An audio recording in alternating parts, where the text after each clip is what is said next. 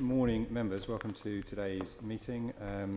This is the second of the series of meetings we have to look at the Mayor's draft budget as it pertains to each of the functional bodies. Today, the first session, we're going to look at the Metropolitan Police, and after this, we'll look at the London Fire Brigade. Item 1 is apologies for absence and Chairman's announcements. I can see that we're all present and correct, so there are none of those. Item 2 is a declaration of interest. Are there any additional declarations that members wish to make other than what's in the papers? Okay, thank you, members. Item 3 is a summary list of actions. Can we note the completed and outstanding actions? Noted. Item 4 is action taken under delegated authority. Can we note the recent action taken by me under delegated authority to agree our report into TfL finances? Noted. Thank you. Okay, item 5, first item of substantive business for today is the 2019-20 GLA Group budget relating to police and fire. So for the first session, can I welcome our guests from left to right? Siobhan Peters, who's the Chief Finance Officer at MOPAC. Sophie Linden, of course we know very well, the Deputy Mayor for Policing and Crime. Sir Stephen House, the Assistant Commissioner for the MPS, welcome to you. Thank you. Lynda McMullan, Director of Finance, Commercial and Finance at the MPS. And David Gallie, who is, of course, very well known to us as the Assistant Director of the Group Finance at the GLA. Welcome, everybody. I will start the ball rolling, which is the usual one, I think probably to you, Deputy Mayor, which is how the 1920 budget addresses the Mayor's policing priorities. The budget proposal that we've published is, I'm glad obviously we have to set out a balanced budget. In terms of addressing the policing priorities, we've done our best to ensure that to maximise the number of frontline police officers who can be out there tackling violence. I have to say that there is obviously significant pressure and significant concerns around the budget going forward because of the level of savings cuts that the Metropolitan Police has had to undertake, but also because the pensions pressure that came suddenly and quickly out of a clear blue sky, and I think, frankly, I've said it before, has been shockingly handled by the government in terms of pushing on that pressure onto the Met and to other police forces. £36 million in the coming year and £104 million in the years ahead.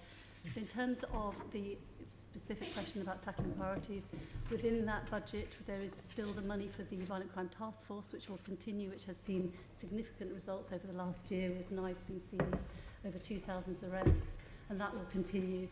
The budget also sets out the continuation and the supporting of the transformation with the Metropolitan Police so that we are maximising the number of frontline police officers that the budget will allow with the extra funding from the Mayor, but also the capital budget, and it enables transformation, supporting the front line, but also ensuring that where, as you know, and I'm sure you've looked at many times in this committee, we inherited absolutely out-of-date IT systems. This budget continues to support the modernisation of that IT infrastructure and that legacy, including the bringing together of 7 different IT systems under the Connect system, which used to be called MIPS, but looking also to start the process in ensuring there is a new command and control system for the Metropolitan Police, an absolutely crucial system to ensure that it is fit for purpose, costing a fair bit of money, but that is also clearly a priority for the Mayor and for the Metropolitan Police to ensure that the IT systems, 1, work, and 2, are capable of supporting modernisation and ensuring that the data and information that we have in the modern age support modern policing. Okay, thank you for that. The local government finance settlement has not yet been announced. Obviously, we think that's going to be next week. But what scenarios are you planning for in terms of council tax and where you would spend it if it were to be allowed? We're hearing rumours, not just that the £12 that we had last year may be allowed this time, but it may be as much as 24. If that turns out to be the case, what are you going to do with it? So this proposal is obviously pre any settlement in the police grant settlement, and just as an aside, we were expecting it last week. The government is in paralysis, as we all know. We don't know whether it may be this week, it may be next week, but clearly there is still uncertainty over when that's going to happen. And there's uncertainty, there's been leaks and rumours about what might happen. But we're clear that even if there were to be extra flexibility and a small amount of extra police grant, it is not enough to fill that gap. The Metropolitan Police is facing £335 million worth of savings up to 2022. The we've got to wait and see what that police settlement finally, when we get the police settlement, what it means, what the flexibility is within that. But let's be clear, and the Mayor has always been clear, that in the absence of an adequate police settlement, the Mayor will do everything in his powers to ensure that the Met has the funding it needs. But even with increased flexibility, that is not going to meet the gap, because as you know and I know, it's about 76% of the Met's budget is from central government. So even with increased flexibility, and the Mayor will do all he can to ensure the Met has additional resources, it's not going to meet that budget gap. So we are going to see police officer numbers falling. Okay, we'll go into that in a bit more detail in a minute. Just want to briefly touch on borrowing, because of course the Met is now running out of buildings to sell. So instead of capital receipts to finance the capital programme, you're going to need to borrow to plug the gap. How are you going to manage borrowing in future years to keep it sustainable and limit the financial cost, the revenue cost of borrowing? So there's two things there really. We are continuing to rationalise the estate and to ensure that we've got the correct number of buildings.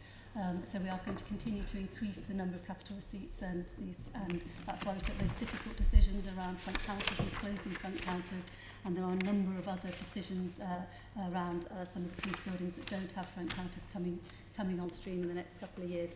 But even, so we do have capital receipts coming in. It doesn't meet the gap for the capital strategy and the programme for just ensuring that we can keep the IT systems working and then modernise, but also that we keep the lights on and ensure that we have the fleet, the buildings that are fit for purpose. But there's two things here, isn't there? There's one, borrowing, and we have within the budget proposal, we have proposals around how much we will have to borrow. There clearly is, and Lynda's probably better placed than me, there are implications for the revenue budget on that in borrowing. But again, this also comes down to government funding. £12 million for the capital grant from government is laughable in considering how much is needed to ensure that the Metropolitan Police has a capital budget that enables it to be fit for purpose and for modern policing, modern policing in such a huge and complex capital city that London is. Okay. Now, you touched on the £335 million savings the Met needs to make. Our understanding is that they've identified 95.4 million so far, leaving you 240 to find. Where's that going to come from? What plans do you have in place, or is it simply we need more money from government or we're losing police officers? The identified savings gap, where's that money going to come from? Yes, the 240 million that you haven't identified so far. We will do our best to ensure that we can deliver the £94 million, and that is over several years. That's not all in the next financial year. And some of that comes from capital receipts, some of it comes from modernisation, and some savings around not capital receipts, revenue savings from when the police do, the revenue savings for a smaller estate, and some of it comes from some back office savings. We've been clear, and we've been very clear in the budget proposal, that if we are going to have to meet that gap of where we haven't got the identified savings, over 70% of the police budget is on police staff and pay. Officer numbers are going to have to come down. If it were to all come from officer numbers, we would fall to 26,800. That is a clear, that is a clear trajectory if we have to find that savings if we have to find the savings, large, if not all of that, will come from police officer numbers, and that will mean we fall. So just to push you on that, because yes, I'm aware of the line that's been pushed on that. That is the only game in town, is it? It will all have to come from police officer numbers. Well, given the huge, it's over 3/4 of the budget is on police pay. We are facing, if we're going to have to meet that gap, and if there is no extra money in the police grant settlement, if we do not get the money that we are owed because of the fact that the Metropolitan Police serves the capital, £172 million we are owed in terms of capital policing functions. If that comes from police officer numbers, which it is very likely to, we will fall to 26,800. So and that is incredibly worrying. The Met is already stretched. We've got rising population. So the answer to my question is yes. Yes. Substantially, yes, anyway.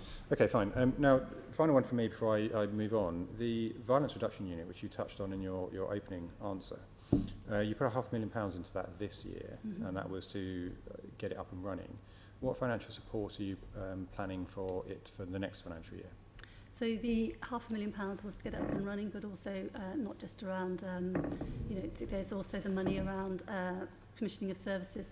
The Mayor has been clear in his budget proposals that he will look at the violence reduction unit in terms of budget consultation and come forward with, and we are building that proposal and building that for the violence reduction unit for next year, depending on what the target operating model is. And the Mayor will deal with that as part of the budget consultation and his deliberations in the next couple of months. Okay, so at this point you're not able to say how much money will be going into it? Okay. But we are very clear that the violence reduction unit will be delivered and it's a sustainable unit and it is a long-term proposal and long-term proposition, but that is being worked on at the moment. But in the absence of the financial settlement, which we are expecting soon, you can't put a figure on it today. And it may not all come from MOPAC funds. There are deliberations within the GLA as well, because this is not just a MOPAC violence reduction unit. It is a GLA and partnership unit.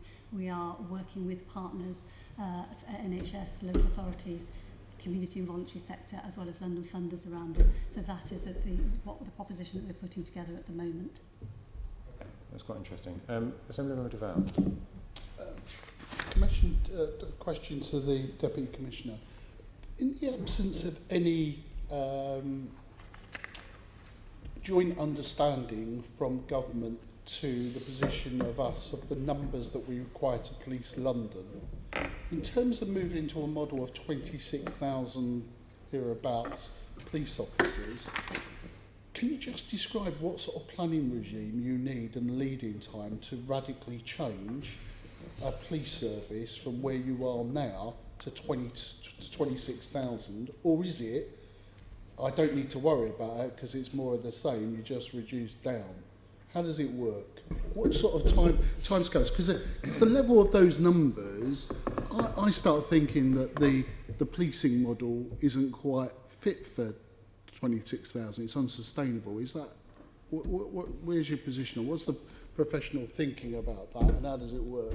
I think the first thing I'd say is that to get to that number, we would have to, as you know, the only way that we can reduce police officers in real effect is by stop recruiting and therefore not replacing people who leave the organisation. So I guess the numbers that we lose it depends on market forces, and any rumours about new government treatment of pension means lots more people will seek to leave as soon as that rumour starts floating around. But in general, it's about, to stand still, we need about 1,400 officers recruited each year. So if you say that is our reduction rate, that's the only amount we can reduce by. So if we're going to go down from where we are right now to 26,800, for example, we would have to take a decision pretty early on to stop recruiting. Of course, the problem with that is if we say, right, in about a year's time we might have to make a decision to stop recruiting, and then all of a sudden we get a fresh injection of money, something happens or there's a change of government policy for some reason or another, and the numbers go back up again, then we're in this time lag of we've slowed down, all of a sudden we have to accelerate again. And actually that's probably where we are at the moment. As you know, we've outsourced much of our HR facility, and certainly our recruiting's been outsourced. It was outsourced on a contract, and the basic premise of that contract was the organisation will be shrinking radically over the next few years. Of course, that contract was let a number of years ago, before there were a number of changes driven partly by terrorist attacks around the world. Numbers have stayed up, more money's been made available, so we're now saying to that company that was brought in on the premise of reducing, actually we want to increase, and we want to increase quite rapidly.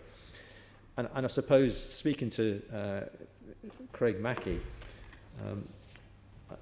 I certainly agree with his position. We're in this sort of jagged peaks of recruiting, down, up, down. It's actually quite destabilising for the organisation. And we would be better if we could have I think that's just common sense, if we knew that over the next 10 years our numbers were guaranteed at, not perhaps the high tide mark, but also not the low tide mark, but somewhere a reasonable, moderated number in between, we'd be in a much easier situation in terms of planning, developing a policing model. That would help us. To get back to your specific question, If we were to reduce from where we are right now to 26.8, we would have to start thinking about turning off the recruiting tap relatively soon.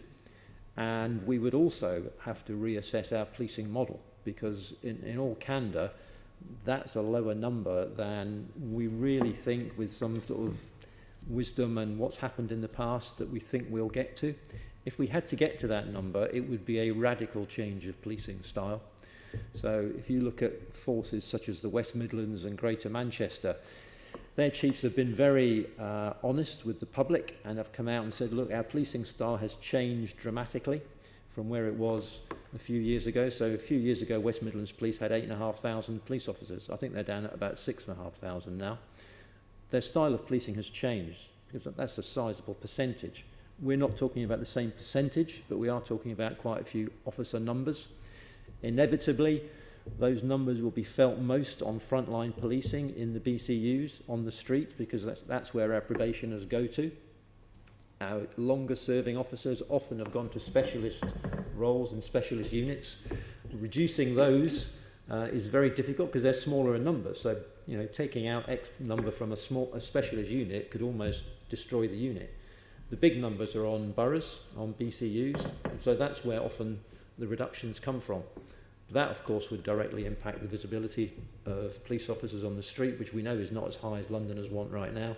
And it would also impact our ability to respond to calls, and it would certainly impact, as we've seen in the last few years with the reductions we've had to make, the thing it will impact is proactivity. The whole move to BCUs predicated and expected to deliver a lot of benefits, but as you know, one of the benefits was a greater ability to put proactive teams back onto the streets again. The Violent Crime Task Force has been a huge positive example of what a proactive unit can do. If we reduce to 26.8, the proactivity would be the first thing that would probably have to go again. And we would see a seesaw effect again, I think, on violence and a number of other issues. So to go to that number, policing would look different in London, yes. Thank you. Senator Member Pigeon. I wanted to ask, Siobhan, about your capital programme, and to understand, you've got a big line which is transforming the MPS estate. So in the year 1920, you've got 250.5, I assume that's million. Can you tell me what that includes, please? Transforming the MPS estate includes all of the work that's being done as we shrink from around 300 operational buildings down to 100 buildings, to be able to, which releases capital receipts and reduces running costs, reduces the kind of utilities and associated costs of having those buildings. In order to move the number of police officers and staff we've got into that much smaller number of buildings, the new buildings need to be not to have maintenance issues, and they need to be fit for purpose in terms of the number of showers and lockers and facilities for the heavier degree of use. There'll be much greater use, they need to be fit for agile working and so on. So there is work to be done to refurbish the received buildings, which is what frees up the excess buildings so that they can be released and sold. Okay, I've seen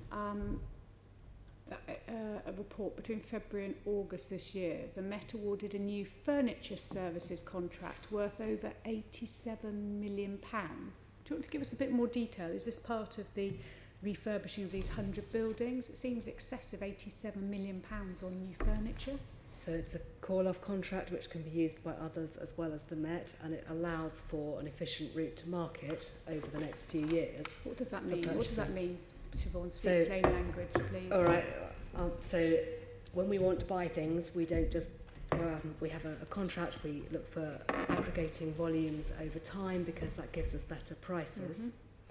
Mm-hmm. And having that aggregated volume over time means that we have then a quicker route to market when we need to go and buy something specific, when the specific design for a building has been signed off, when the specific requirements are established, and budgetary sort of or normal internal budgetary processes have been gone through to give specific approval for those purchases. There's then a kind of a compliant and okay route to market to go and buy it.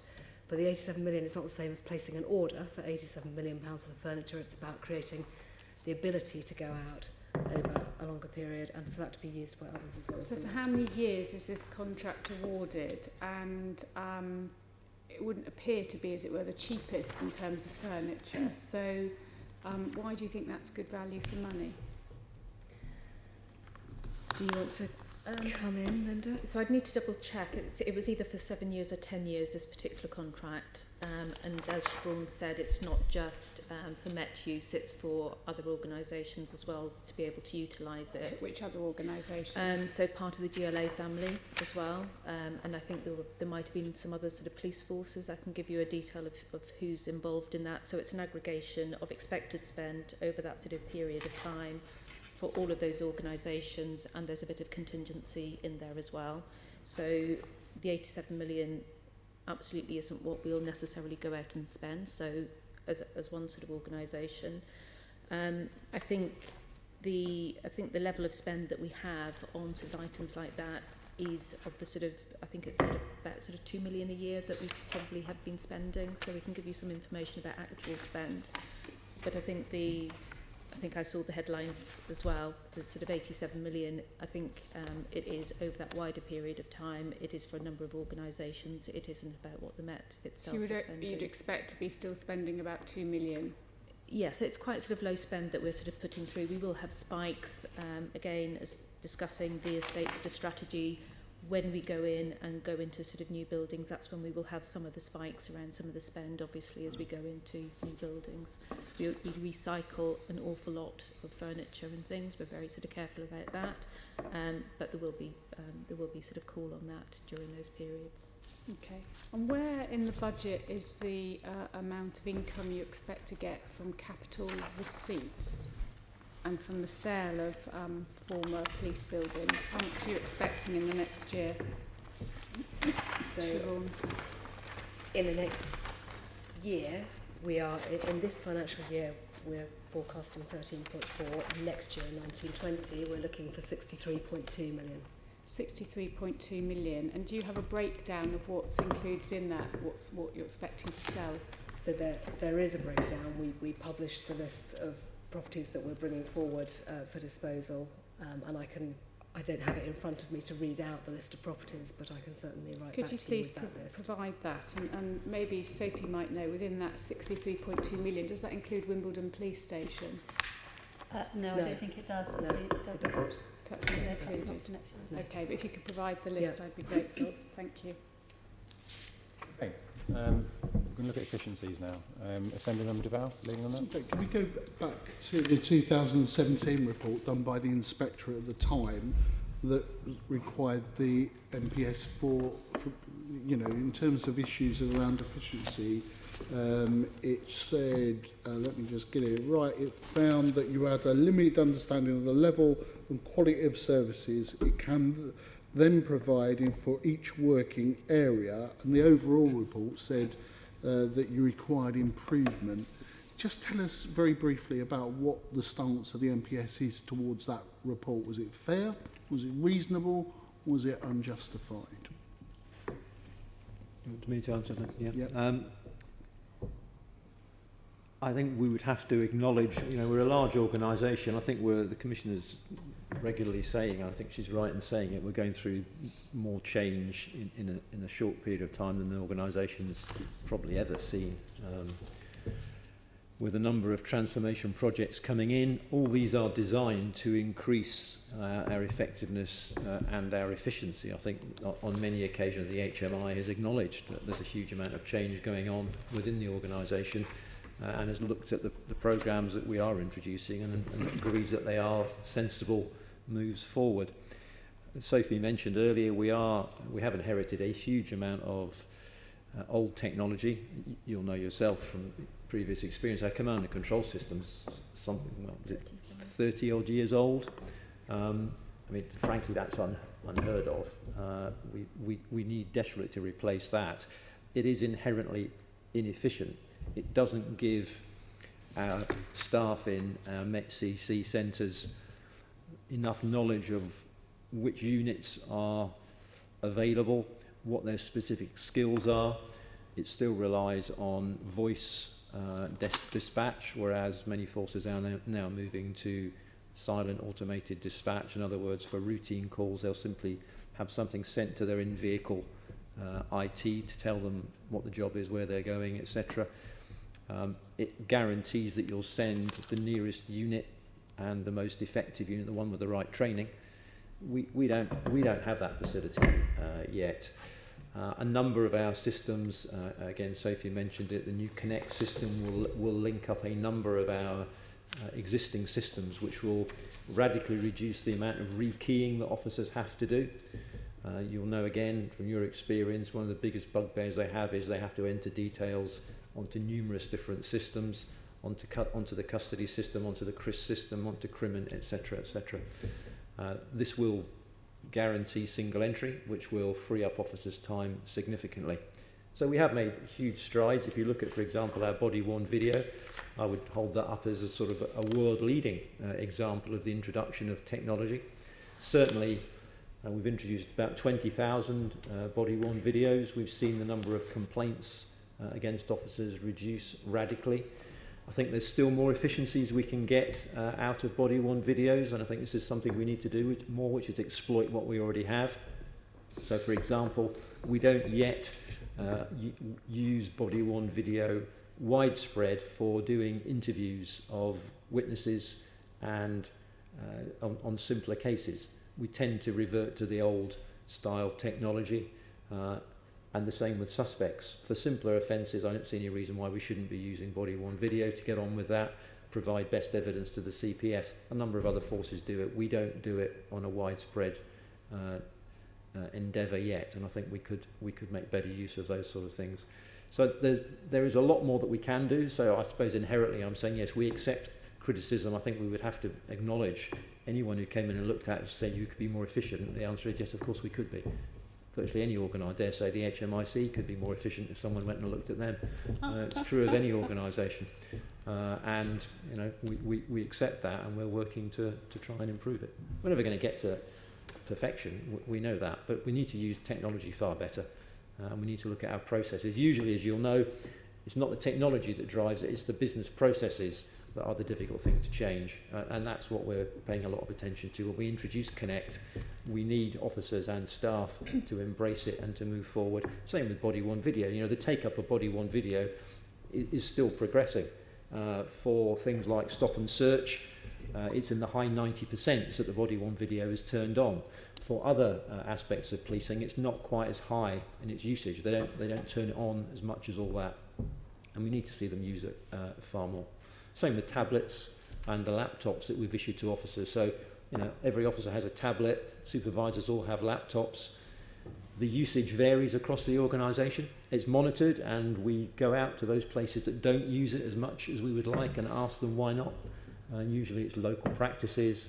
There was early in the rollout, if there's been a problem with the technology, it can put people off. I think we all understand that, don't we? You can be put off something if it doesn't work straight away.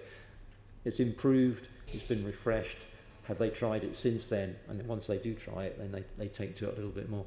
So we need to keep pushing at these things. Can I just add on that? I agree with you in terms of absolutely we've always got to be looking for efficiencies and value for money. Two things about the HMIC report. One, it did say we're good on planning, the Met was good on planning, which is incredibly important in terms of planning for savings in that 335 million. But also, whilst we've got to get more efficiencies out and better value for money, HMIC, and they accept this, are not comparing like with like when they put London up against other bits of England and say, you know, look at the prices that are being paid. London, it is just different. There's, you know, there are more costs. It's, you know, it doesn't take into consideration the extra value and the extra costs of actually just policing London, the contracts, because it is London. So yes, we've got to get more efficient, but actually we are pretty efficient, and we are consistently and constantly arguing and pushing back with HMIC around actually you need to compare like with like, and when you're looking for value for money, think about the extra costs that the Metropolitan Police is incurring because it is London. And just going back, management change is difficult in any organisation. It's slightly more complex in policing, but some of those things you described in terms of change is about leadership, management. So, in terms of the emphasis on it, when does your financial position come more about sort of change over a different period of time to say, no, that has to change, we can't have that degree of inefficiency in the organisation or inconsistency to go? When does that, what's your thinking about that? Because it seems to me that there are some things, and rightly, in checks and balances on policing and taking account of others and changing practice, you can't do it alone. But there are things as managers you can do now that you can take responsibility for and introduce that change. So what's the thinking about that, because of the financial circumstances you find, because the pressure on you, about maintaining a quality? It's very difficult facing the cuts that you face. Sort of in terms of a question, I'm trying to think how to phrase it, because it's a bit laughable, isn't it? So I take a load of money off you, and then I say I still want you to maintain the quality that I had in the past. It just doesn't sort of work there. So how do you get that consistency? How do you maintain a level of service that's it, a level of service that is reasonable to expect from the financial position that you're in? I think that's the challenge, and you've used the word, that's the challenge of leadership, isn't it? So I think every public sector has faced what the Met is facing in terms of following 2008. There's less funding around, and we've been challenged year on year to save money and to maintain a service. And I think in common with the NHS in particular, policing has found that it's not just maintaining the service, but there are new specialisms. So in the NHS, new drugs come along, new treatment comes along, people demand quite rightly the best treatment. The pressure there is to, can we afford this expensive new treatment? Policing is absolutely no different. So new specialisms come along, new pressures arise. Counter-terrorism being an obvious one. We've moved into a different pace and tempo. Child sexual exploitation online would be another example. Cybercrime, another example. Disclosure will be another example. You know, we've experienced an absolute deluge in terms of data. So the average, you'll have heard these statistics before, but the average London household has at least 10 digital devices in it. We all know that because we get bombarded on a daily basis, new mobile phones coming out every few months, every single one that comes out has got more memory, more processing power in it. More memory and more processing power means more data on that, which means more data that when we have an offence, some sort of contact offence, whether it's domestic abuse, a sexual assault, any sort of situation where the partners know each other, parties know each other, we're seizing devices, and we are looking to interrogate those devices for disclosure. Huge pressure in terms of time, officers' time, and also the technology that we need. So we're being asked to do more. That legislation that controls disclosure was introduced, I think, in 1994, before most of us would have had a mobile phone in our hands. But it's the same legislation with the same requirements. Now, there's been lots of guidance on it, but the reality is it's new demands on policing, driven by that legislation and driven by new technology. Same, as I mentioned, with cybercrime and cyber-enabled crime. So we're expected to do more, and pressure grows. It's about leadership, it's about focus. So the Commissioner's strategy for the Met going forward, Met direction, very clearly focuses on three things. It focuses on what matters most to Londoners. It focuses on the criminal justice system and our part that we play in the criminal justice system, hence the disclosure pressures. And it focuses on enabling and empowering the public and working in partnership with the public and other partners to try and keep London as safe as we possibly can. The focus is very clear on that. And the Commissioner is very clear that we're not just talking about driving performance, we're talking about driving efficiency, we're talking about driving the quality of our leadership, the quality of our management and our decision making. Sophie's mentioned the fact that the HMIC think our planning processes are good, but it's important that we take as much interest in what's the usage of body-worn videos, why does it vary on these particular crime types, what's the usage of laptops, why does it vary geographically across the Met. So it's important that we look at that as we look at other issues around performance, because ultimately these things all help our performance. And the bottom line here is to try and make sure we provide the best service we can to Londoners, whether that's direct policing or it's being as efficient and effective as we can with our budget so that it goes further. That almost begs the question. There's a traditional way that I can measure your performance or not. So what's the new thinking in the Met about different performance measures that I ought to take into account in assessing whether you're doing a good or bad job? So one of the tasks that I've been given by the Commissioner when I take over the new role is to develop a performance framework that supports Met direction and works very closely and in harmony with the Mayor's crime and policing plan. There's no point in having performance rooms that doesn't look at both of those. It also has to look at our risk register and make sure that we are dealing with our risk. So there's a bit of a complexity around it, and then the really complex bit is to make it simple so that everybody can understand it and understand their role in that. So that's what we're working on at the moment, closely with MOPAC, to make sure that there's no clash between the two strategic directions that we have. But the basic premise of it is that we want officers and staff to work towards as safe a London as possible. We want to make the best use of technology and the best use of resources. We want to be a learning organisation. We want to be an organisation that people want to be a part of. It's an ambitious document, but it's wholly deliverable. Okay. And when's that going to be shared with us?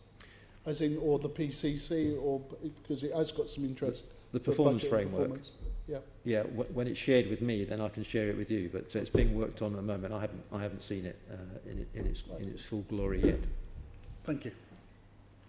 Okay, just a couple of tidying up questions based on that exchange before we move on. Firstly, to the Deputy Mayor.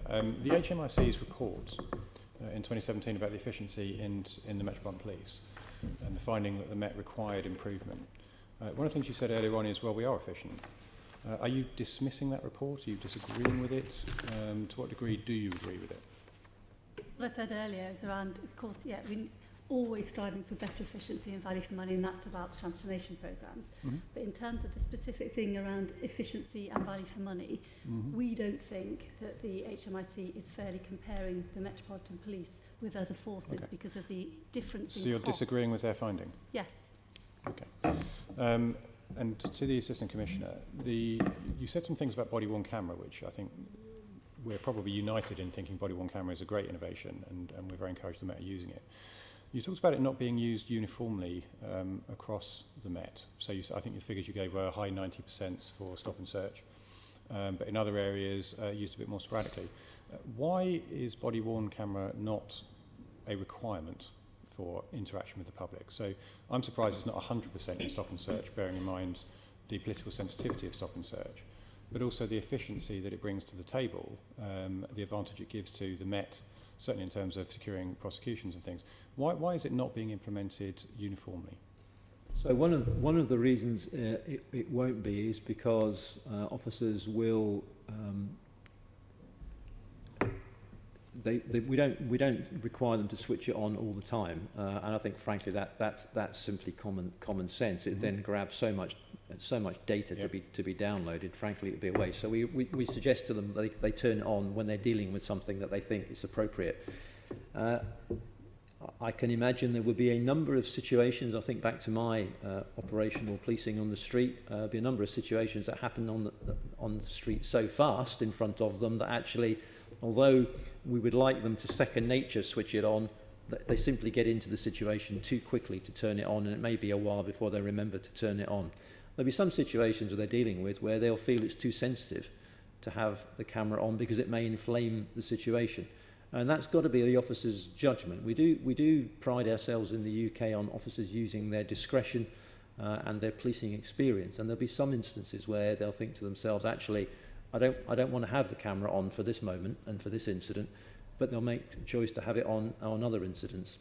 I think when it comes to the interviewing, that's something that going back to what Len mentioned earlier, where we do need, as leaders in the organisation, to start saying to officers, it's there as a tool to use.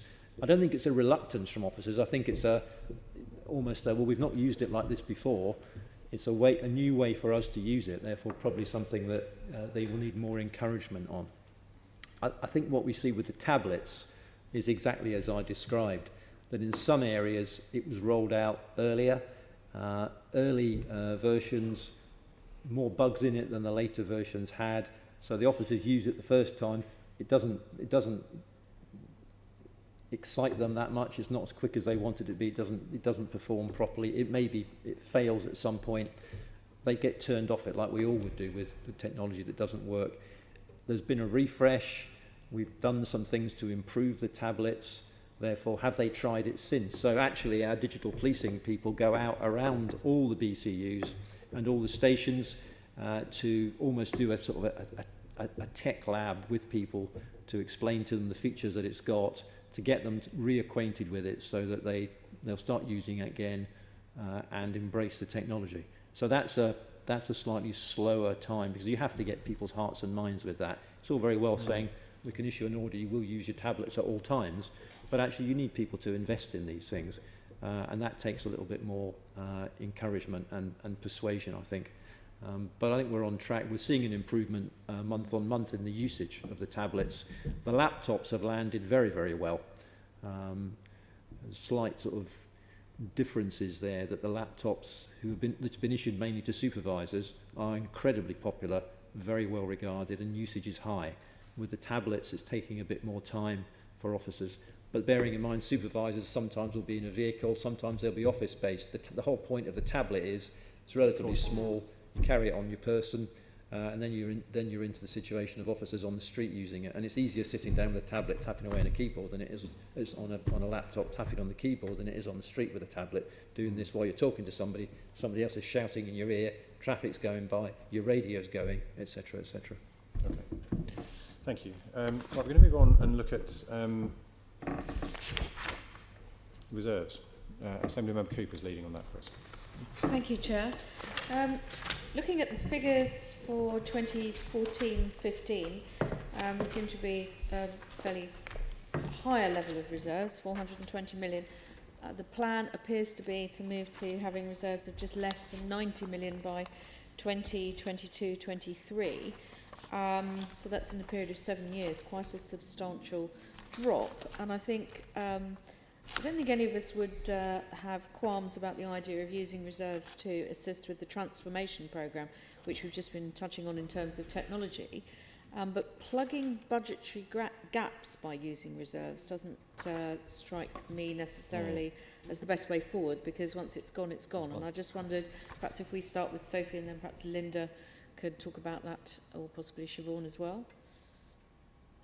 So you've read the reserve strategy and you've seen our proposals around the reserve and bringing it down to what are proper levels of reserves, and rightly around just under 2%. I agree with you, it isn't a sustainable strategy to plug a budget gap with reserves, especially if the gap you're trying to plug is for police officer numbers, because by their very nature reserves are one-off and it's just not a sustainable way of doing it. What we do have within this budget is some movement of some officer underspend into reserves and back out quite quickly in order to try to keep up the levels of officer numbers in the short to medium term, whilst we are waiting for government settlements and also trying to get through the spending review sustainable settlements of the type that Steve has talked about, because it really is really difficult to manage such a big budget with pay. Just huge budget around pay when you're just told year after year, year on year, what your budget's going to be. So long-term planning around officer numbers is very difficult. And what we've tried to do is ensure that whilst the trajectory has absolutely been downward to 30,000 and will continue downward if, as we've already discussed, if we don't get the money, we are trying to ensure that we can not have those peaks and troughs around recruitment, which are so damaging to the police and so difficult to then sort of gear yourself back up on recruitment. Okay, but it's not sustainable, is it? I mean, what happens when the reserves run out? Well, what happens when our budget isn't predicated on using reserves in the long term for shoring up officer numbers. What we need is that government settlement to actually provide the Met with what it needs to ensure that it can, not medium to long term, this is in a year's time, make sure that we can continue to keep officer numbers as high as possible. If that doesn't happen, and we are looking at cliff edges of officer numbers absolutely reducing, you know, we've already discussed the 26,800, that is the savings that we will have to find by 2022-23 if we don't get that money. It's not, we can't be using reserves because it's not a sustainable way. It's one of the things you seem to be planning to use some of the designated reserves for is to manage particular pressures around pensions. And that seems completely unsustainable to me. So, would you refer to? So the pensions issue, I think when we, the Deputy Mayor mentioned at the start of the meeting, we had the announcement about the change in reserves fairly last minute. Therefore, in terms of balancing the budget, in terms of the published draft budget, we needed to find a way to plug that gap. So that's why we've got that sort of issue with pensions. We are hoping, and we don't know what the provisional settlement will say, that we will get some base funding from government for that particular issue. But that certainly wasn't a planned position for us around sort of pensions. It was how we needed to react to manage the position in the short term. I think just sort of going back to some of your sort of earlier points, I think absolutely where reserves were a number of years ago, we had money put aside in terms of the challenges that we were facing. I think we've properly used those reserves in terms of investing in transformation and those sort of changes. That's exactly why we had those reserves in the first place. We do have the position in terms of using some sort of reserves to maintain that sort of officer line for all the reasons that Sir Steve has set out. We're really trying to smooth the line, not having the sort of jerky sort of recruitment line. I think the big issue for us, as the Deputy Mayor has set out, we're watching really sort of carefully. The time for us to really take a view on this is around when we get into the spending review. That will impact for 2021, we expect, and the funding formula review impact in probably 21-22. That will give us that sort of opportunity to review where we are.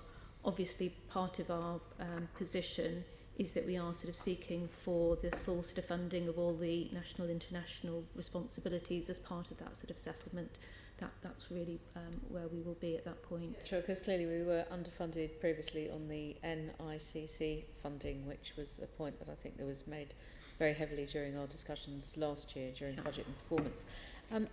Obviously, you've not only been spending it on issues relating to smoothing of staff and pension-related issues. Some of it you've also been spending on the sort of one MET model and the estate programmes as well, which seems a more appropriate use because those might be sort of one-off expenditures. Yeah. But would you say that the amount that you've spent on them so far could be considered to be value for money, particularly obviously in this particularly difficult context?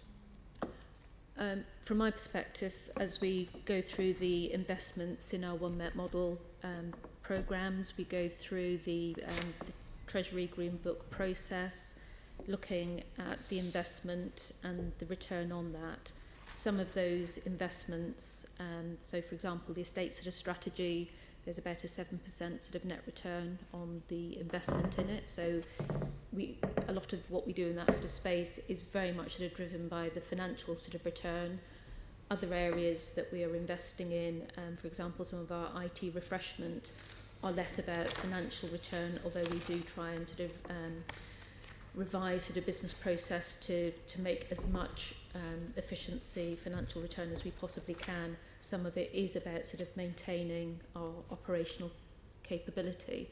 So all of those things, every time we make that investment decision, we sit as a management board and go through to make sure that we think it's that best use of resource, both financially and non-financially, and then MOPAC scrutinise that through their sort of processes as well.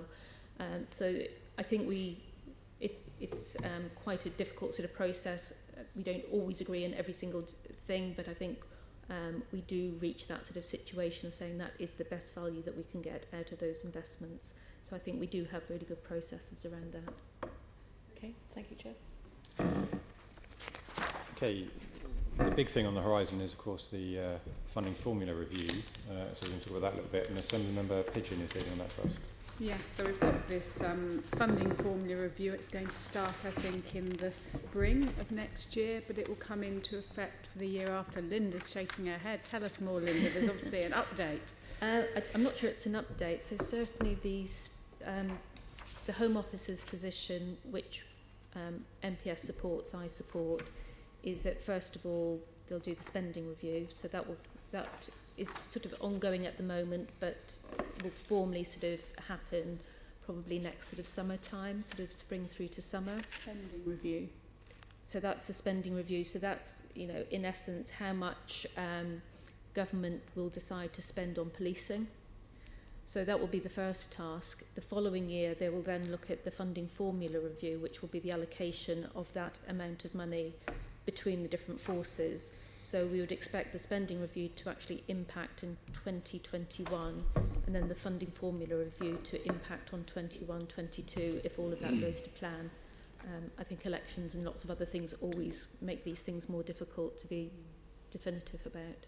Okay, so the Home Office next year are looking at how big the cake is for policing, and then the year after it's how that's divided up between the forces. Exactly. And so actually influencing next year is as important as then getting the Met slice right the year after. Completely right. So what work are you doing to influence what's going on at the Home Office? You know, what would be a good outcome for you? What would be a bad outcome over the next 2 years in this process? Actually, Steve is at one of the meetings this afternoon. I'll just say a couple of very sort of quick things, and then Steve will pick up. I think there is a lot of agreement amongst the police forces for all the reasons you would imagine about what we would want to see from spending review, and why we think it's really important that policing is dealt with as a protected service in the same way that health is. I think particularly for London, we're really keen that the national international responsibilities are taken into that spending review debate, because we don't think we should be fighting with other police forces in effect for funding for those responsibilities. I think that's really quite sort of key for us. There are lots of subgroups that have a number of debates, but Steve is on the strategic sort of group that by coincidence is meeting this afternoon. I was going to ask, so is the NIC grant going to be part of this sort of comprehensive review, or is that still what you're arguing to get on the table? We've been given assurances that it will be dealt with as a spending review issue rather than a funding formula review issue, if that makes sense. Okay, Steve, do you want to comment?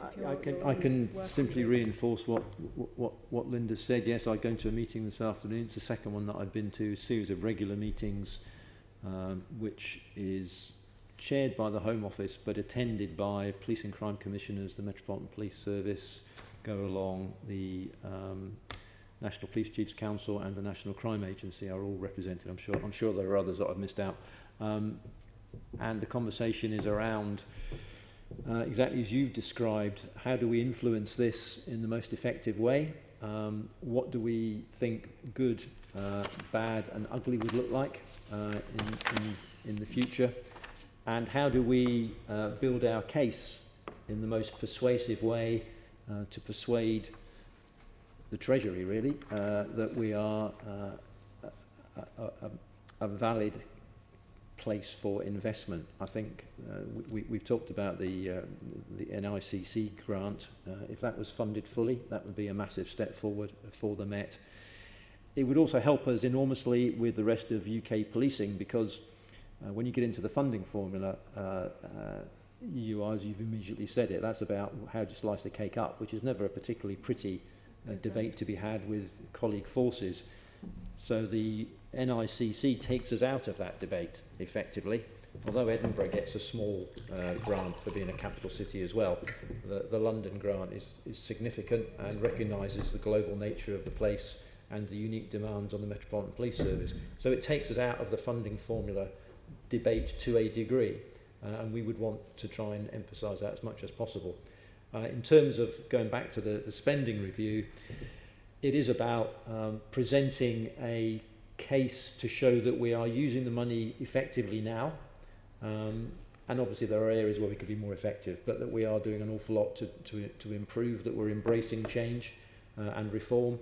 But also I think there is an element of okay, if the Treasury says, okay, if we give you more money, what are you going to do with it, and what are the public going to get as a result of that greater investment? And we have to paint a persuasive case around how will we use extra investment. The NHS are very good at that. We need to learn some lessons around being persuasive and painting a picture of what this is where we are now, but this is what the future could look like, and it will be a lot better. We will be more efficient and effective. A lot more demands, but we can meet many of those. But we do need investment. Much of our investment, and I don't think policing in general is very different from the Met, much of the investment is around old IT that really does need replacing to put us on the front foot. As I said earlier, our command and control is 35 years old. In those days, it was basically about people phone in and then you dispatch a unit, and that's the end of it. Modern systems are embracing digital technology. They're looking at the public communicating with the police in many, many different ways through different mediums. They're about us when the public phone in. Actually, yes, Mrs. Smith phoned in yesterday about a noise complaint. Here she is phoning in again about it. So the officers know that actually this is an ongoing problem. They also know in the more serious situations that this is a household where we've been to before and there's been violent domestic situations.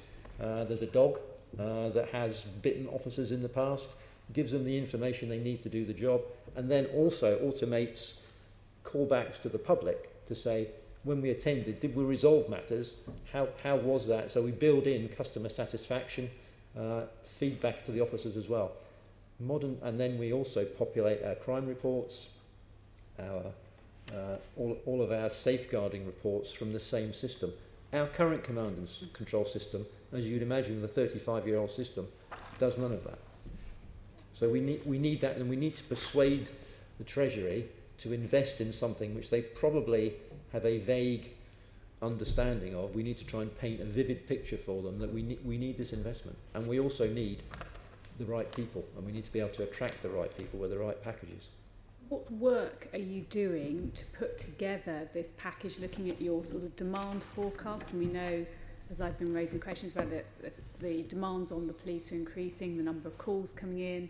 As you say, other people are going to want to use different ways to contact the police. How are you looking to predict that and put the case together to logically show what resource you need? What work's going on in that area? So the meat of the meeting this afternoon is looking at exactly that issue. Where have we been in recent years? What do trends look like? What can we say about crime going forward that stands up, that isn't speculation? I mean, it's very difficult, as you know, to predict where crime is going. But in general terms, we would expect, despite recent blips, we would expect manufacturers to increase and improve security on vehicles. So we would expect to see a return to a decline in vehicle theft. We would expect to see greater use of cyber-enabled crime and cybercrime itself.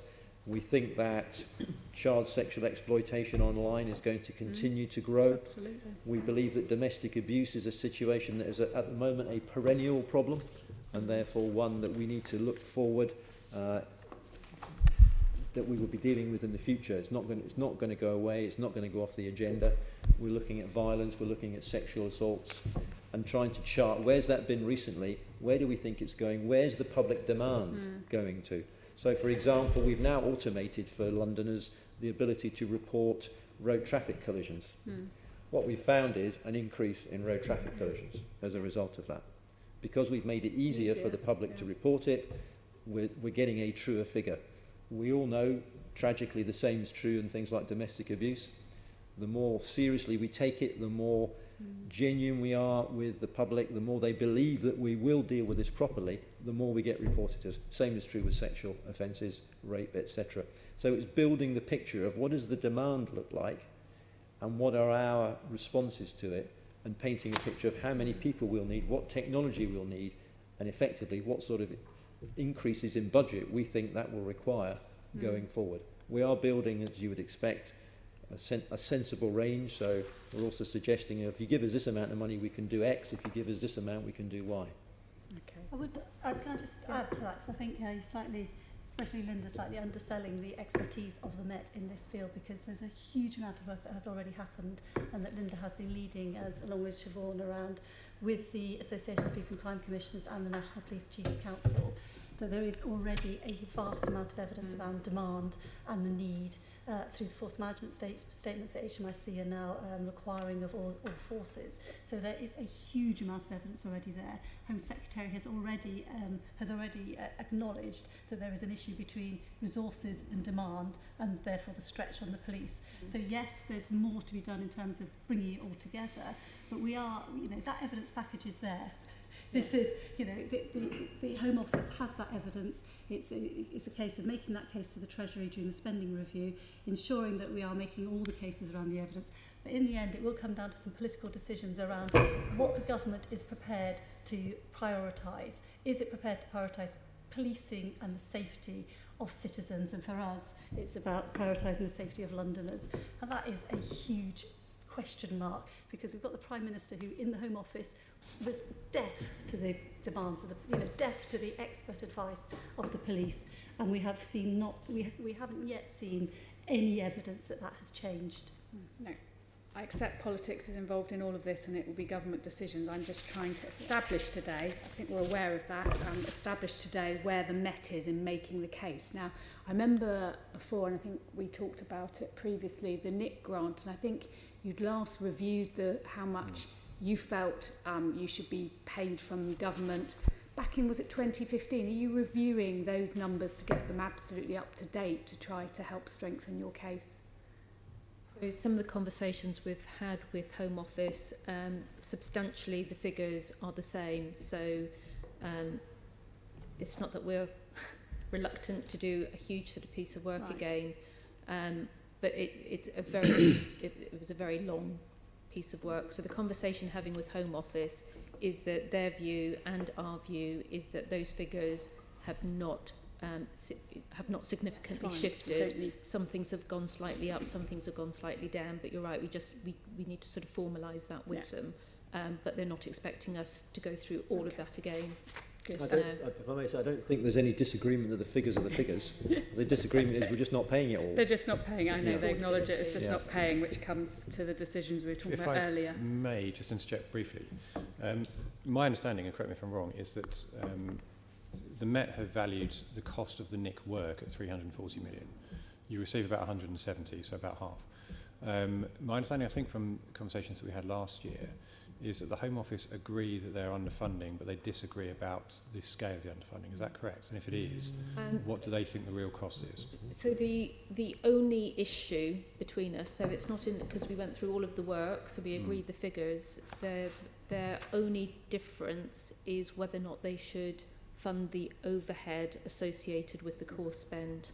So there's a technical difference. It's about 60 million or something like that. There's about 60 million, exactly. So if they agreed that they shouldn't fund that in their mind, then they're underfunding you by 110 million on their figures.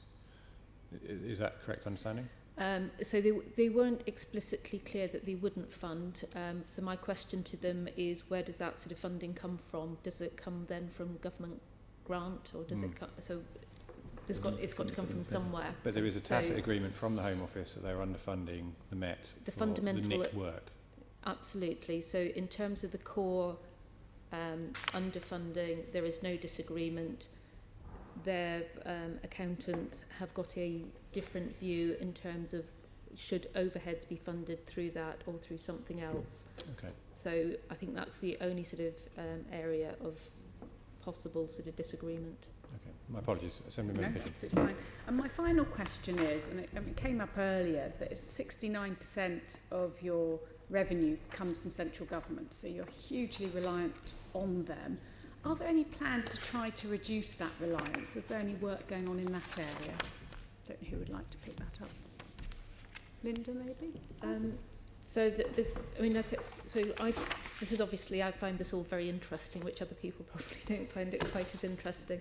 I think what I find quite interesting is that over the sort of last decade, there has been that sort of shift to more sort of local funding, because the whole sort of issue about sort of grant being sort of cut or frozen increases in council tax. We've already seen a shift of about, not quite sort of 10%, but almost 10% between that local and national funding. So I think that's sort of interesting in itself. How that sort of shifts, if some of the rumours that we've seen in the sort of press are true, that shifts it even further. So I think there's that issue. If you look at sort of local government, they've sort of shifted to much more sort of local funding, but just simply through the sort of reallocation of responsibility around sort of business rates. Home Office aren't really pushing in that area around sort of business rates, retention and policing being in that sort of space. I think that is still a possibility. I don't think it's a live possibility at the moment within the Home Office, but it could be. I think in terms of anything that we can then do sort of marginally to increase our other sort of sources of income, quite constrained. So again, if you go back to sort of local government world, through some of the localism acts, they've got general power of competence and abilities to raise money and make profit that policing just doesn't have. So it's one of the things that we are sort of looking at a national level in terms of lobbying for through the spending review, is to get some of those sort of freedoms and flexibilities, if you like, but that would still be quite a marginal sort of shift, I would have thought. So I think there are all of those sort of conversations going on, but I think the sort of shift around business rates would be the seismic shift, if there were to be one. But as I say, I don't think Home Office are really seriously considering that at the moment. But I think there's an in-principle discussion to be had around how policing should be paid for nationally. And I think it is a regressive step to be pushing the cost of policing onto local police forces and onto council tax, because it is a regressive tax. I fundamentally believe that it should be central government that is funding police forces, and it should not be dependent on the buoyancy of your council tax base or the, that is not a fair way to fund policing. So yes, on the margins we can look to increase the amount of grants or income or other income that the Metropolitan Police can have. Actually, the government needs to take its responsibility to ensure that as has been in the past, that the majority of the funding, is from central government grant, from the taxes from there, because that is a much fairer way of funding what is a core service to the public, and it shouldn't be dependent on your council tax buoyancy or the business rates that you are able to raise in your particular forces. There are forces in the country who, when they have extra flexibility, aren't able to increase the actual amounts going in the way that you'd expect of going into their police forces, because they don't have that council tax base, they don't have the business rates, and the Met itself doesn't have the, in terms of proportions, it is unfair to push it onto London council taxpayers. So there is, yes, you can do a bit of marginal flexibility at the margins, but it is a fundamental issue that the government should be funding policing in this way. Okay, thank you. I've seen Assembly Member Berry, and then we're going to move on. Yeah, just a quick question about council tax and at the margins, as you sort of say, these sort of smaller amounts. Because last year there was 111.8 million from council tax, from business rates, pardon me, put into the Mets. This year the proposal is to put in, and in years going forwards, 59 million this year from business rates. Now that's lower than last time, and I know that last year there was a question mark about how much business rates we might get in. There was more business rates eventually received than we thought. And I just wondered what the sort of uncertainties are around the amount of business rates we might get, and given we're receiving less through into the Met this time, does the Met have the first call on any surplus? Should I it's answer more of a that question for you, David, I think. I mean, I'm not sure where those numbers come from on business rates, but the proposal is very much that it's the in same the Met's level. budget submission. The Mayor's letter to MOPAC is setting out very clearly that the business rates will be at the same planned level. There's a slight one-off reduction because some of the business rates given in 18-19 were for one-off items, but substantively the sum is essentially the same. Indeed, the Mayor's proposals, of course, are on the assumption that there'll be a £12 increase in council tax for 1920, so there's already a significant increase in the resources the Mayor is allocating to MOPAC. Obviously, we await the settlement, we await the building authority's returns on business rates, and at that point, the Mayor will need to make some decisions around any business rates growth he wants to allocate between services. Yeah, I mean, there's as The Lynda said, number it in the- indicates there's a slight one-off reduction from 1819 to 1920, but that reflects some of the one-off items that were funded in this year, which the Mayor obviously may want to consider again, funding on a one-off basis from any business rates growth he may have.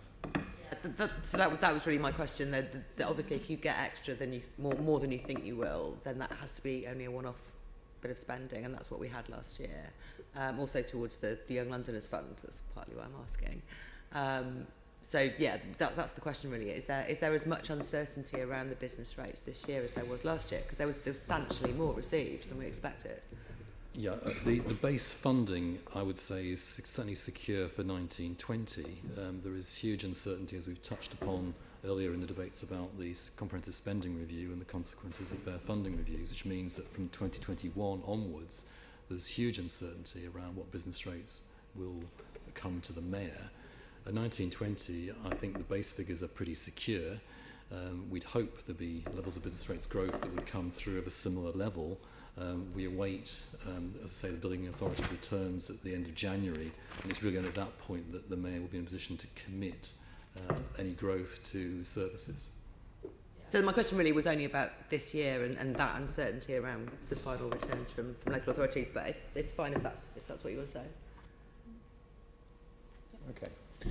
And before we move on, we've been joined by students, government and politics students from the University of West London.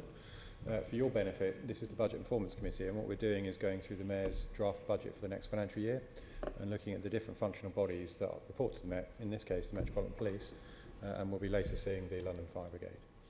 Okay, we're going to move on and talk now about officers and staff numbers.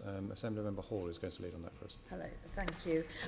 We have touched on this quite a bit already, so some of the questions have been sort of answered, but I wondered perhaps the Deputy Mayor can clear this up. Last February, because of the concern of dropping police numbers, the Mayor announced that 5 million extra would go into recruitment.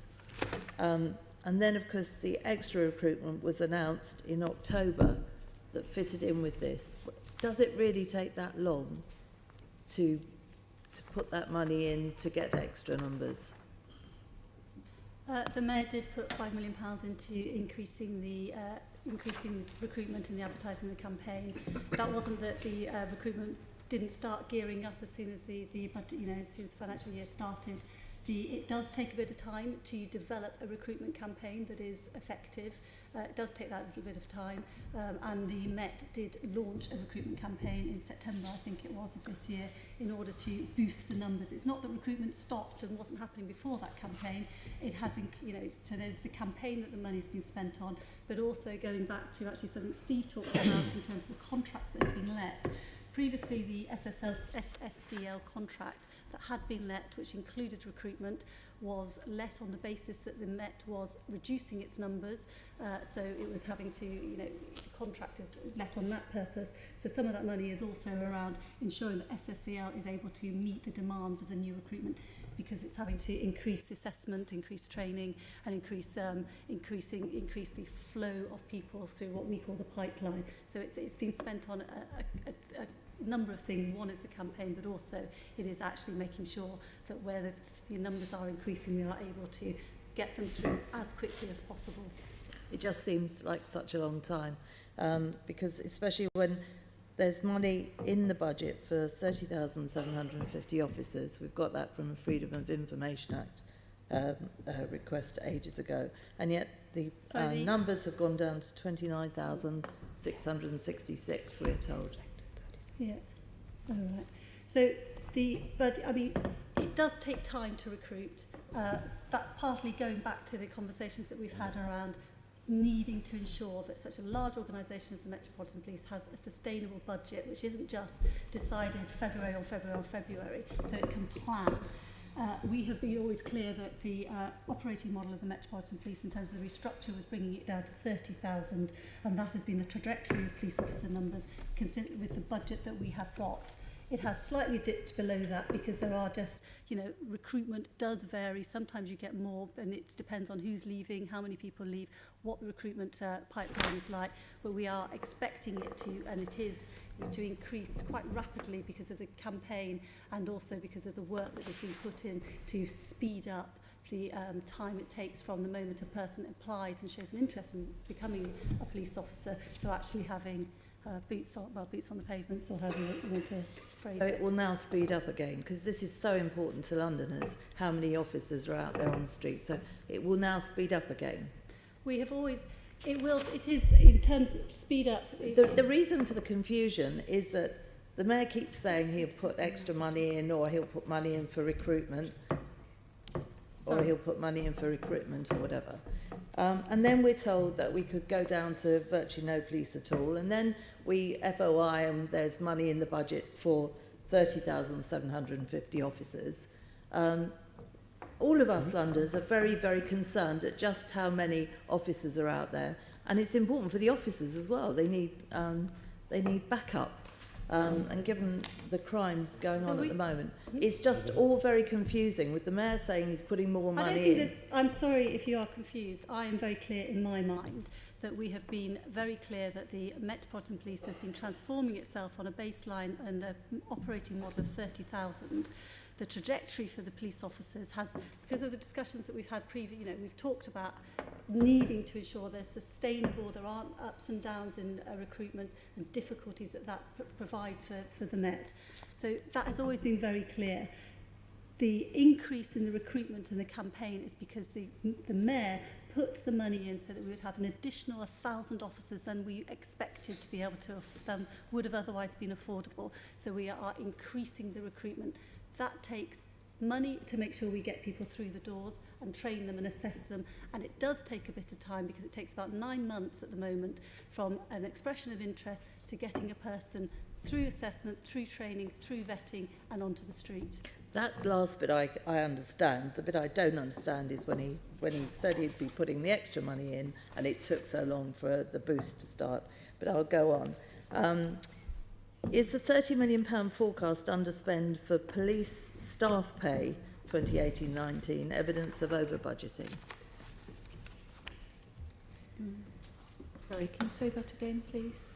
Yeah, the £39 million forecast for underspend in police staff pay for 2018-19, is that evidence of over-budgeting?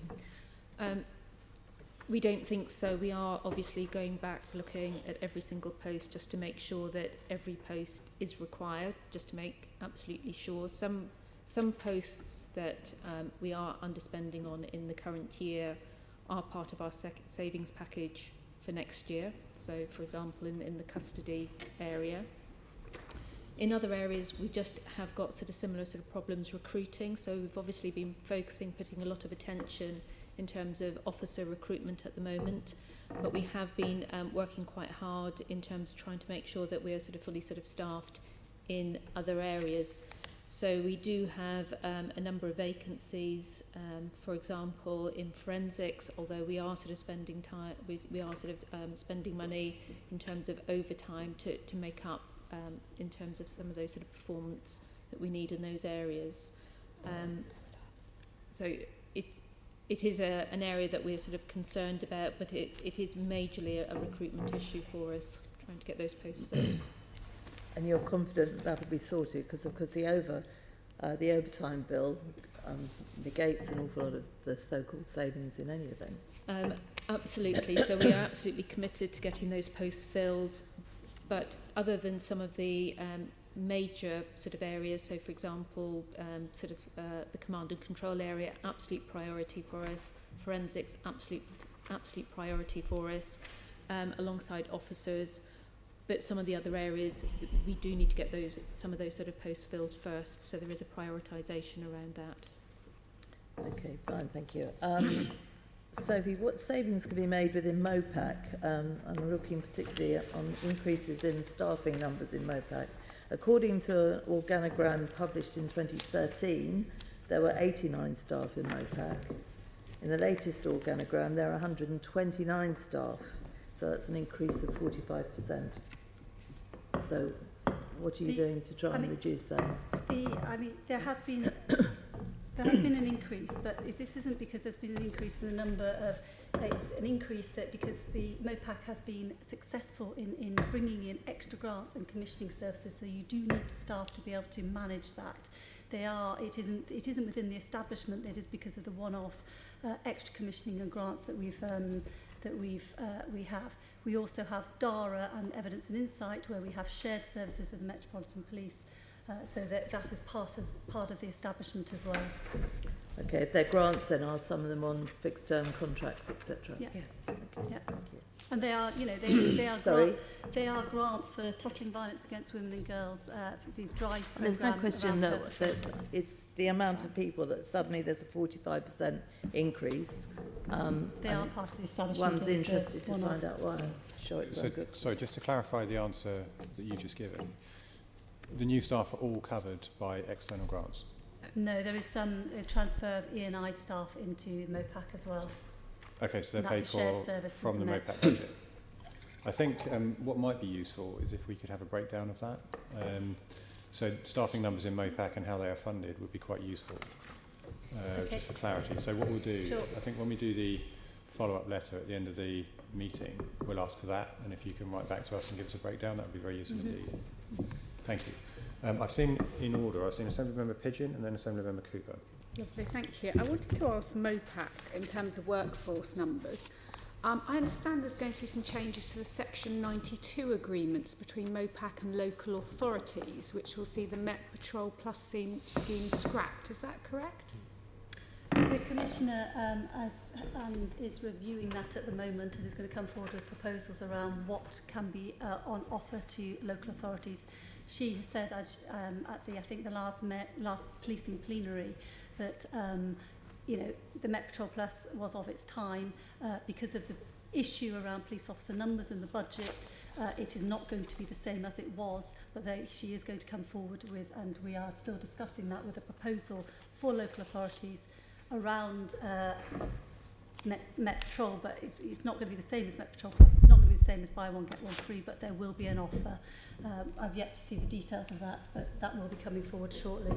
Because that seemed to me as a very good way for boroughs who wanted to put additional policing into parts of their boroughs to work with the police and fund that. You say that's going to come out soon. How many police officers do you know are currently funded by the buy one get one free model? It's probably about, I'll get you the exact numbers. If everything was fully staffed, I think I think the number's probably about 160. Okay, so if And you're then there's getting the get one free, so there's about 326, I think, is the figure in my head overall. Can I just explain what the concerns are about? Yes, please so, do. So, there's, firstly, it's not being scrapped, but it will be, I believe, scaled down. The reason for that is, whilst we are recruiting hard, which we are, as we've just discussed, to get up to where we want to get to in numbers terms, we have significant vacancies, and they're mainly on the BCUs, on the boroughs. Which means that officers are limited on the boroughs. We want more than we've currently got, and we can actually afford more than we've currently got. So we're in a situation where the officers who are scarce are not available to the BCU commander to deploy into the positions that he or she would want to put them into. For example, a proactive team or a squad looking at sexual investigations. They're actually committed on a patrol plus duty, Yes. and that may be something which is highly desirable, but in the scheme of things is not the absolute priority for the organisation at this moment in time. It was affordable and doable when we were at full strength and we had more money and we could invest in this and we could do the buy one get one free. We're in different times now, and borough commanders have reflected back to us that, look, I'm struggling to staff these units, but I'm still got 10, 15, 20 officers on Met Patrol Plus. So they're doing good work, and we would like to keep it going, but actually the essential work is not always getting done because we're short of officers. So it's to try and rebalance that a little bit. If we get back to a situation, if the funding formula is fantastic to us and we get to a situation where we're up to full strength and we're secure in our budget going forward, and there's more money available, then Patrol Plus might be something that could be expanded again. But at the moment, I think it needs to be drawn in a little bit. But it's not being scrapped. I think this is really quite significant because boroughs fund a lot of these offices, saying 160. Of course. So that's potentially a loss of funding. Are you saying that there will be a revised scheme, but it won't be, you can have them patrolling town centres, which is probably what a lot of it is at the moment. It will be, you can have a scheme, you can contribute, but they will be anywhere in the borough doing whatever the borough commander wants. And have you actually consulted the boroughs on this? So the boroughs are being consulted, and that's not what we're proposing. As Sophie said, that it's being worked on at this moment in time. There's obviously got to be a win-win for this. So if the boroughs, if the local councils, if I can use that to distinguish them, but are paying for them, then they must have some call on their time. Otherwise, frankly, I would say, what's the point? Yes. But we also believe very strongly, I think, that it's for the local police leader, the borough, the BCU commander, to say, actually, this is where it's essential that my officers are. And at the moment, they can't do that because they have a number of officers deployed doing things which years ago were great, but actually we can't now afford to do with the numbers that we have. I think it's a sensible middle step. So it's not being scrapped, but we can't afford to continue the buy one, get one free. Because yes, you're quite right, I mean, the clue's in the title. The local council might be paying for one, but they're getting one free as well. So that is quite a difficult formula for us to continue in more constrained times. I think boroughs, I know boroughs are very concerned about this. I've received a copy of the letter from the leader of Sutton Council about this. I don't know if there is any consultation going on. It didn't really feel like it from what I read, but I think, you know, the logic of your argument is ultimately even the dedicated ward officers won't be able to stay in their wards because the borough commanders are going to want to take them away to do other stuff. That's the logic of it. If you're down to more limited resources, you're not going to be able to guarantee things like dedicated ward officers. I don't think that is the logic of it, if I may say so, because I think dedicated ward officers are at the core of the policing that we provide, and I think borough commanders would, or BCU commanders would support that. But I think we also need to acknowledge that we are in constrained times. We don't have the officer numbers or the budget that we would want, and we therefore have to change our policing model. We talked about that at the start of the meeting, and this is a sensible step. I think it's not scrapping it, but it is reducing the scope of it, and we can't continue with buy one get one free.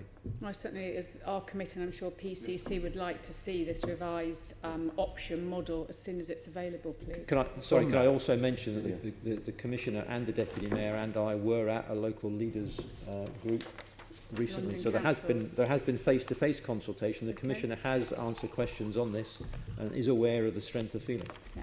So just on that, following on the line of questioning that Assemblymember Pigeon has just put to you, given that 2 PCs, 2 dedicated ward officers per ward, is a mayoral priority, so you've got to do it, why would you not use the buy one get one free model to pay for large numbers of those DWOs? Because that surely is giving you more budget flexibility, because where boroughs are opting into this, they're paying for some of those officers. I don't understand why that's a bad thing for you to be doing. Well, I suppose the point I'm making is officers are scarce at this moment in time. Yep. And boroughs are offering to pay for some for you. yeah, they're offering to pay for one, and then we provide one for free. But given you have to provide 2 per ward in every borough in London because it's a mayoral priority, why would you not want to take boroughs' cash to help you do that? I think it's not that we don't want to. It's not that we don't want to take boroughs or local councils' cash. We do want to take their cash if we can provide a service. What we're saying is we need it to be a service that the local BCU commander feels is the appropriate service. But the point I'm putting to you, Assistant Commissioner, is that because it is a mayoral priority, it is a mayoral requirement that you provide 2 DWOs per ward in every borough in London. If the boroughs are willing to pay for some of those officers, that surely gives you a bit more budgetary flexibility. And because the BCU commanders have no option, according to the mayoral diktat, but to provide 2 per ward, that would Can I surely just- be a win-win, wouldn't it? Can I just intervene on that? It's not a mayoral diktat, it is an agreement about what is a priority for the Met. The Mayor's been And in very, very terms of clear on this, It Deputy has Mayor. been, no, it is an absolute mayoral commitment, and it is an agreed Fine. commitment between the Commissioner So and you're the going to be Mayor, providing them? to provide the dedicated ward officers Okay. as a core policing function. Neighbourhood policing isn't Fine. isn't an additionality. It No, is no, a core, nobody's making that absolute- claim at all, but and I it's want to be part clear of on the- this. But it's part of the system of policing from Yep. neighbourhood up to Mhm. counter-terrorism in order to get that intelligence and lots of other things in But the problem trouble solving. is, But I'm in trying to... terms- hang on a So I second. will answer. No, I'll give you the opportunity in a moment.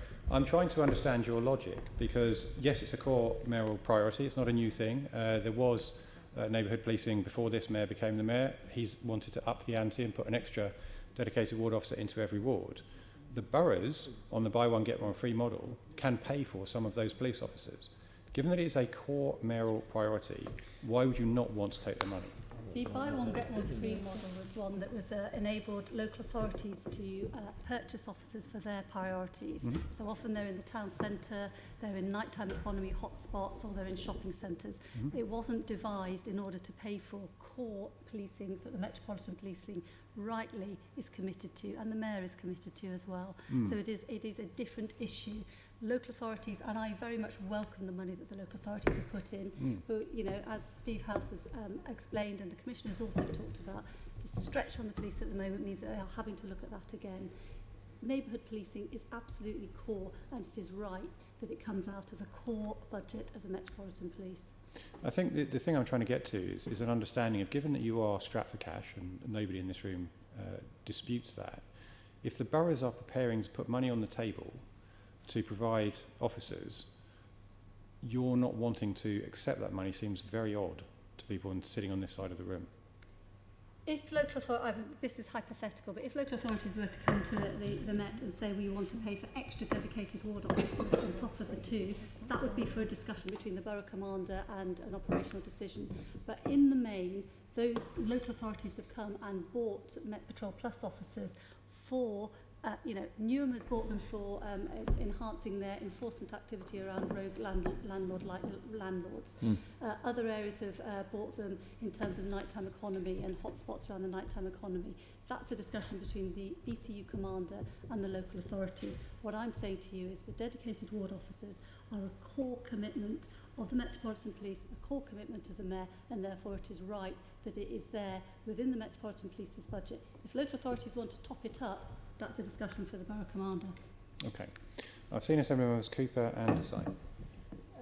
Sorry, can I just come back on that? Because one of the issues that we have with the dedicated ward officers is that they are sometimes taken off ward to go and deal with things in the town centres. So I'm going to give for example, in Tooting, we've got 3 or 4 wards quite close to Tooting Broadway, which is a sort of major hotspot of a number of different exciting activities that attract the attention of the police on a regular basis. We used to have a very large additional Tooting town centre ward officer team.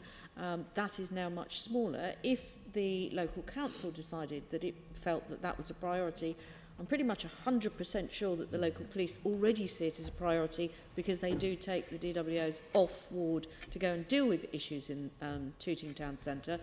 Why would that not be something that could be an agreement between my local South West London BCU commander and Wandsworth, if Wandsworth decided it wanted to put some money into that?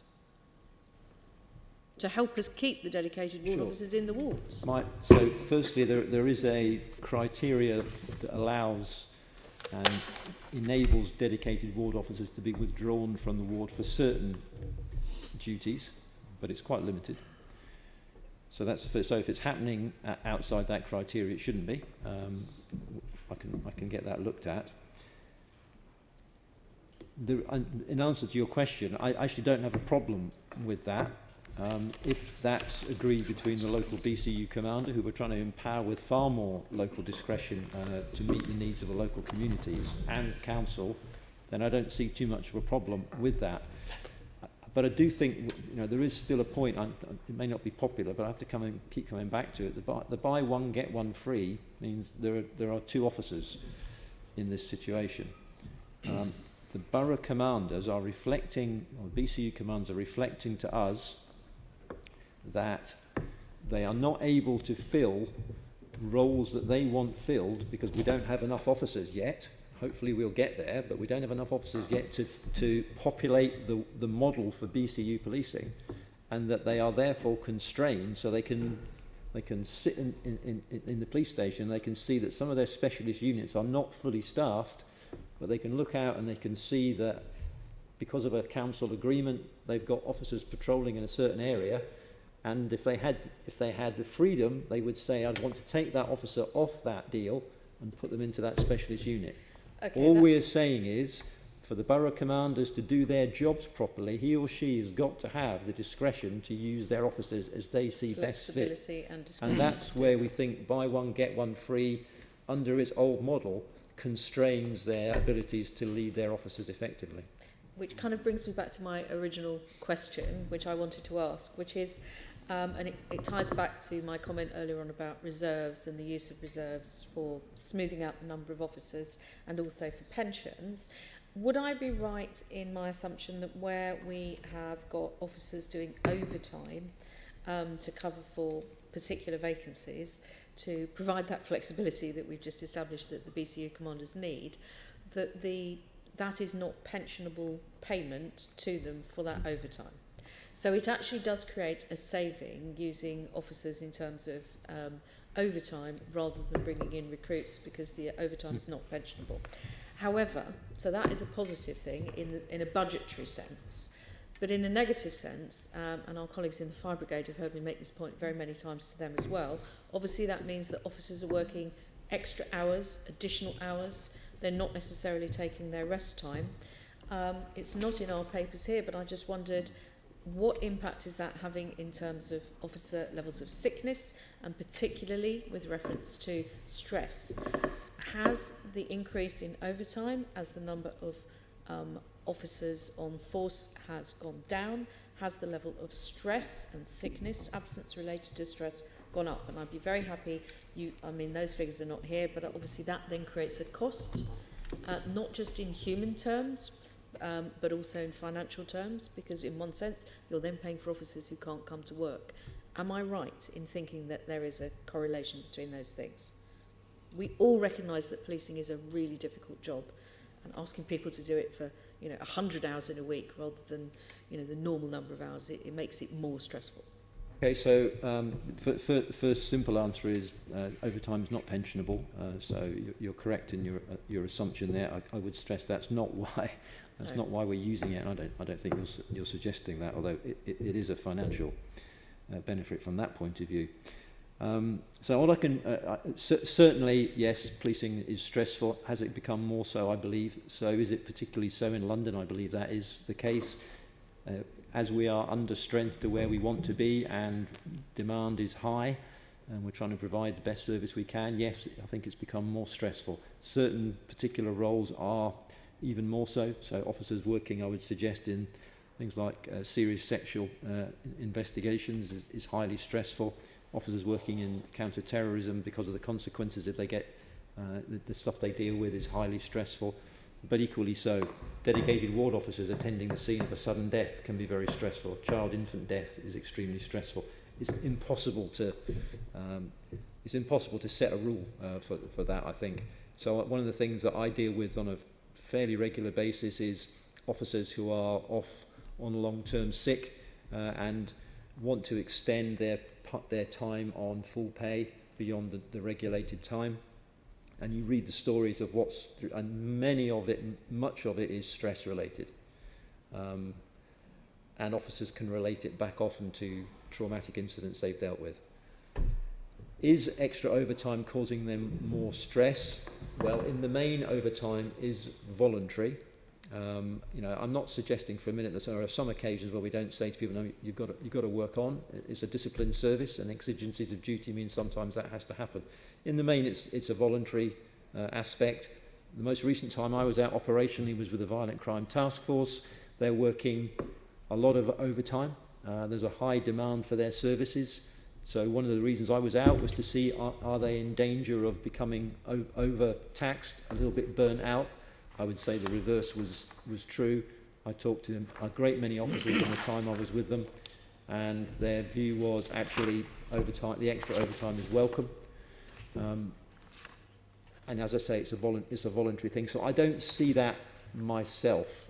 I think specific incidents, terrorist attack, etc., when there's a lot more overtime, yes, that might be a problem. The rest days, etc., yes, we are monitoring rest days carefully and the number of rest days that people are taking very carefully. But actually, when you take the total number of rest days, although it sounds like a huge number, you divide it by the officers, the average is somewhere around about 4 or 5 rest days per officer they have owing to them. Actually, officers like to have a bank of rest days, because if they need to take some time off for a particular reason, they can use their rest days to do it. So we don't see too much of a problem in that side of it. Okay. Okay. Thank you. Thank you very much. Thank you, Chair. Thank you. I'm going to go to Assembly Member Desai, and I'm going to move into your section after. Chair, I'll be extremely brief because I know we've got our colleagues from the fire service waiting as well. I just want to emphasise the points made by Assembly Member Pagan about the Section 92 scheme, and also made by Assembly Member Cooper.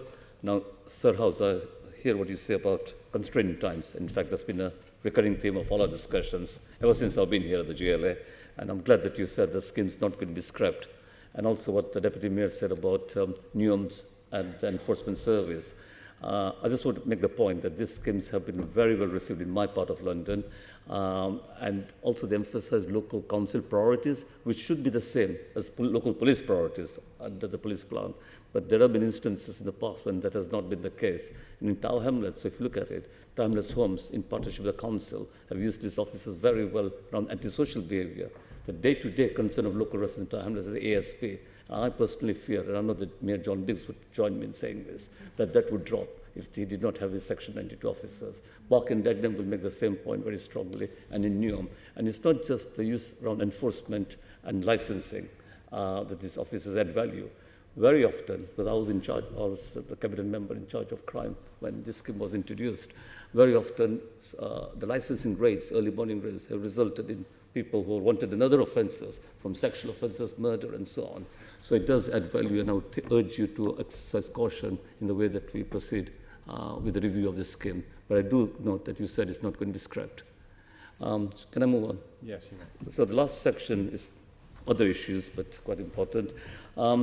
The Deputy Mayor talked earlier on this morning about modernisation, and part of that is the rollout of the new emergency service network, which, however, has been delayed by some 3 years to December, by 3 years. So what is the expected financial impact of the emergency of this delay? If I can ask you, Ms. Mullen. So the delay, so I still don't think we've got a date.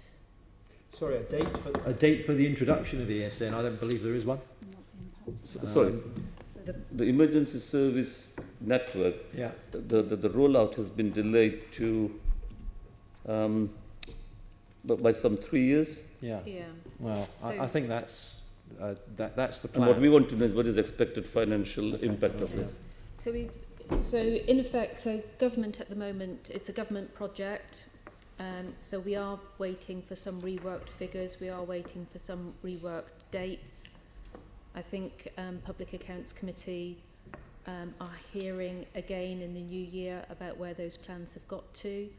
We've built into our budgets, into our capital budgets, our expectation of cost in terms of that project. The issue for us is also we've had to build in costs for replacement of handsets because we built it, I think it's 36 million or something we've had to put into the budget because that sort of delay, we're having to replace some of our sort of existing asset in because we haven't got the new sort of system. And then the other issue for us is obviously part of the expectation was with ESN coming in, we should have been able to make some efficiency savings along the way, which we obviously at this sort of stage haven't been able to do. So apologies, I can't give you a sort of full answer, but we're still waiting for the revised business case from government. We're still waiting for dates. I think we've built in what we can in terms of our expectation. We are making sure that sort of the existing sort of airwave sort of system is retained and maintained for safety reasons, obviously. I'm not sure there's much more we can really sort of say at this point. Okay. Perhaps if you could, when you get more information, if you could let the committee know. Are you expecting the business case to be finalised and published by the government? I haven't got a date, and they haven't given us a date when we will get that. So I think there might be something that they are working on at the moment. Siobhan, I think you're on the sort of work shall I? So the Home Office have produced a new full business case, which is going through a set of approvals. I think they had hoped to do that before Christmas. It's taking longer than they wanted. They are in discussion both with policing about sort of the realism of the assumptions that are in it, because it's really important that it's tested with all of the emergency services, with fire and ambulance, policing and the other kind of customers, users for ESN. So there's work being done by the Home Office to make sure that the full business case sort of assumptions are valid, and then the Treasury have to approve it. So that's not a process that is sort of in any of our gift, but we can see that they are trying to get there. I know it's not in your gift. I'm just wondering if you have an idea about when. Well, they were hoping before Christmas, but it has definitely slipped. So, well, many things were hoped for before Christmas, and they all seem to be slipping, so fair enough. But I think your question is a really important question in terms of what the impact financially is. And I have written to the Minister to say that in no way would it be acceptable that, given it's their programme, they're the ones that are failing to deliver it. And it keeps slipping, as Siobhan has made out, that the Met cannot, and nor should other forces, be picking up any of the cost of that because of their inability to deliver a new emergency services network. Okay. And my final question, Chair, through you, Chair, is about Met branded items and the merchandising. So you signed a contract, and again, this question is to you, Ms. Mullen. But obviously others may wish to come in. The contract is with a company called Point 88, lasting until March 2021. So how much do you expect to earn from this branded clothing and merchandising? And I know that you've been using parallels with, or rather you got inspiration from the New York Police Department. So you obviously have done some research before signing this contract. So how much do you expect to earn? Have you got any figures that you can give this committee as to how much the New York Police Department earned from their merchandising? I know you can't compare like for like, but it would be good to have some idea. And any other lessons that you've learned from the New York police people? So just for clarification, the contract that we've signed is for help to assess what that sort of opportunity is, I think, first of all. So what we're doing is assessing that ability. We should get that sort of information in the next sort of number of months. When we've got some of that information, we'll obviously be putting together those sort of business cases, discussing with MOPAC the ethics and the appropriateness of some of those sort of opportunities. So we know that there is interest in our brand. So there will be sort of choices to make around that, but at the moment we don't have any sort of firm plans at this stage. We're going through that sort of work process. Sorry, so just to clarify this, a contract that's been signed, which is a very short-term contract, it does strike me as a bit odd. That's just to assess the market. It's a feasibility study. So it's really working with those sort of experts in terms of brand development and assessing where we can make that sort of income from at this stage. Then we'll look at those sort of proposals and take it through due process. Right. How much does this contract cost? I need to get back to you on that. I think there is I think it's the contract is constructed in such a way that should we take up any opportunities, there is some sort of profit share rather than we're paying for particular advice. But I need to go back and check that detail. Please? Yes, of course. I got to put this to you because I saw the initial launch on the regional television news and also our briefing papers. Makes the same point. I thought that the contract was actually start marketing the stuff. Now, this does cause me some concern because about 15 months ago, I remember this issue. I think the project is called Met Plus. It came up both at police committee and at budget committee, and I asked questions. At that time, you were recruiting people to head this wing of the Met. I forget what the exact title is. I think it was it's called Met Plus. And I did query as to why you were taking so long to actually, appoint people and so on. And it seems to me that this whole thing seems to be very, very slow. So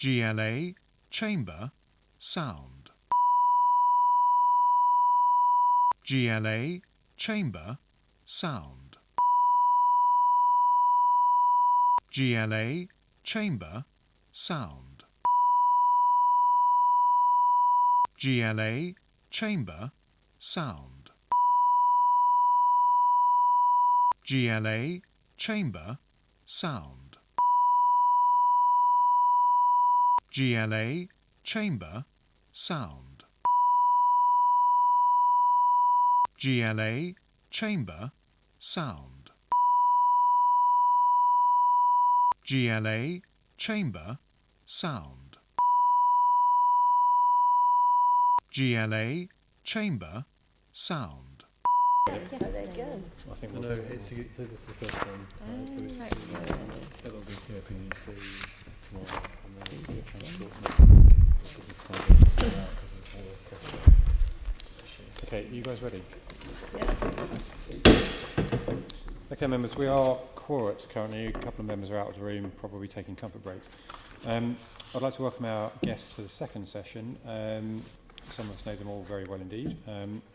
Sue Budden, Director of Corporate Services at the London Fire Brigade, Dany Cotton, Commissioner of the London Fire Brigade, Fiona Twycross, Deputy Mayor for Fire and Resilience, and David Gallie, who has remained with us, as he often does during these sessions, Assistant Director of Group Finance at the GLA. Opening series of questions is going to be about your revenue budget, but the Commissioner, I understand, wants to make an opening statement, and potentially the Deputy Mayor as well. So, Commissioner, over to you. Thank you very much for the opportunity. So I just want to say, obviously, in planning our budget and resources for the coming year, obviously we've had to focus our priorities very closely on what not only is the forthcoming year's plans, but in responding to the ongoing situation, the investigation for the Grenfell Tower fire. Quite rightly, it's an absolute focus for us to continue to support the public inquiry and the ongoing police investigation. As you're aware, immediately after the fire, I did set up the LFB Safety and Learning Review to ensure that we fully understand London Fire Brigade's actions and identify any issues as soon as possible so we can start remedying those. And as a direct result of that, we've already made significant progress in procuring new equipment, including our fire escape hoods, which rolled out last month, and the trialling of the new drone capability. Work to procure the new extended height aerial appliances, the breathing apparatus sets, and the implementation of the command unit replacement project is continuing well. We also, immediately after the fire, changed the predetermined attendance to high-rise building fires and are conducting a thorough review of all relevant policies into high-rise firefighting tactics and fire survival guidance. In addition to this, we've not only been engaged in a very high level of fire safety activities, but providing key support to the Hackett inquiry and assisting both MHCLG and the National Fire Chiefs Council with the production of guidance relating to clad buildings.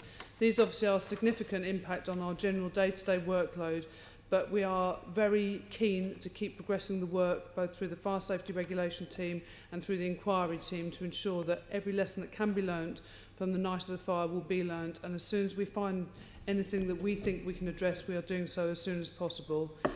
As I did mention previously in the plenary session last week, we've also had an increase in the number of staff who are suffering sickness absence, with the leading cause now being stress, anxiety and depression. Obviously, we are putting new measures in place to address that, but the mental well-being of my staff continues to be one of my top priorities. And obviously, the recent events at the moment are continuing to impact on them, so I want to make sure we're doing everything we can to ensure that my staff have the best support available to them to enable them to continue to come to work and be the very best firefighters they can be. So obviously some of these are creating pressures on our budget, and some of the issues we have at the moment is there are uncertainties around certain areas, such as the change in the discount rate for the pension contributions. Obviously we hope some of these major uncertainties will become clearer after the government's comprehensive spending review. Thank you. Okay, thank you, Commissioner. Deputy Mayor? Thank you. I will try and keep this brief because I appreciate you've already had a long meeting. As the Commissioner said, this has been another challenging year. The Grenfell inquiry has rightly continued to dominate the work of the Brigade, and this phase of the inquiry is drawing to an end. It has highlighted the bravery and courage displayed at all levels by our firefighters in what was the most extreme and challenging circumstances, and the impact on the firefighters continues to be felt, as Dany mentioned, as it will be for everyone who's been affected by the fire. It was a horrific tragedy that will never be forgotten. It's clear that there are lessons that must be learnt and measures implemented quickly to ensure we never see a repeat again. We spoke about some of these measures last week at the Assembly's plenary, and the Commissioner has outlined some of the ways that the Brigade is already trying to implement lessons. What I would say is that I'm confident that the Brigade has done everything it can to ensure that residents are kept as safe as possible. And so, as you'll be aware, in the meantime, as Dany mentioned, they put in place measures like the predetermined attendance at high-rise fires, along with a number of mitigation measures. We do have concerns over budget constraints in the future, and not least in the context of potential pension pressures, which I'm sure we'll be talking about today, and some of the measures for saving the money we identified in the latest London Safety Plan are no longer palatable following the Grenfell Tower fire. The full extent of the budget pressures, however, won't be known until after the comprehensive spending review next year. I will leave it at that for the moment, and look forward to answering your questions. Thank you both very much. Assemblymember Berry. Thank you. Yeah, I'd like to start by asking about the revenue budget and ask you what were the difficult decisions you had to take when putting this together into the budget submission that you've produced this year? I think, of course, one of the difficulties is that the London Safety Plan that we produced, a number of the items that we had planned to do further work on in those, as Deputy Mayor referred to, are now unpalatable in the light of the Grenfell Tower fire. You know, we clearly don't want to look at any reduction in the frontline service we provide to Londoners, and obviously that we have done so much work in the previous years cutting what is effectively called backroom functions. I don't think they are that. I think they are vital services that keep London Fire Brigade running. We don't wish to make any further cuts, not least of all because the people that work in those services are some of our greatest representation of underrepresented groups, and some of those are our lower paid workers. So I think to continue slashing the numbers of people who provide that support would be fundamentally wrong. But when we have such restricted ability, when we don't want to cut our major frontline services, it becomes a very difficult budget to look at and to work out how we can manage that. Of course, the uncertainty around the firefighters' pension and the major increase that we've come from that has added another layer of complexity to it. So while we are pleased we've got a balanced budget for the next 2 years, and obviously our budget flexibility reserve has been increased in previous years to support that, we've got a forecast of 23.1 million available at the end of 18-19. So it will meet our budget gap for 2 years, but obviously a small amount for the following year. But following on from that, we do have an issue with the budget. Making savings is going to be very challenging for us. Okay, thank you very much. Can I ask about staffing, first of all, in more detailed questions? Overall, the budget says that you're going to be increasing firefighter numbers to established levels. Will you also be cutting the cost of having a vacancy margin and reducing overtime and things like that? Overall, though, the staffing budget is set to increase. So can you explain, first of all, the reasons for increasing the staffing, what established levels are, and why the staff costs are continuing to increase even though you're sort of making savings on other things like overtime? Yeah, so obviously at the moment we are under establishment, and we are working very hard with our aim to fill establishment by June next year. In order to do that, we've increased the number of trainee firefighters on our development courses. We have 2 apprenticeship schemes running at the moment, and we've also put on additional training courses to ensure that we meet that establishment gap, because it's very important that we have frontline firefighters available and we are not relying on overtime, which at the moment we are. Obviously, for the conversation we had earlier with Met Police colleagues about the reasons why overtime is not sustainable. In doing that, of course, we still have the issue around the fact that we have this concern around the pension increases that are costing us more money, and we have, of course, factored in a pay award 2% annually in the budget forecast for future years. So although we have used a substantial amount of our underspend this year in overtime to ensure the frontline appliances are available, that will reduce when we've got our firefighters up to establishment. We do have the issue, of course, that predicting numbers is sometimes very difficult. So, you know, we do monitor trends for firefighters leaving. Once they've reached their retirement age, they can leave on a week's notice. That can be very challenging for us to plan for. And we know that certain events can make firefighters anxious. So if they think there are any concerns around what might happen in pension forecast changes, for instance, then firefighters who've worked their time could choose to leave at a week's notice. So whilst we plan as far as we can to address the gap in our establishment, there are still fluctuations that can make it very difficult for us.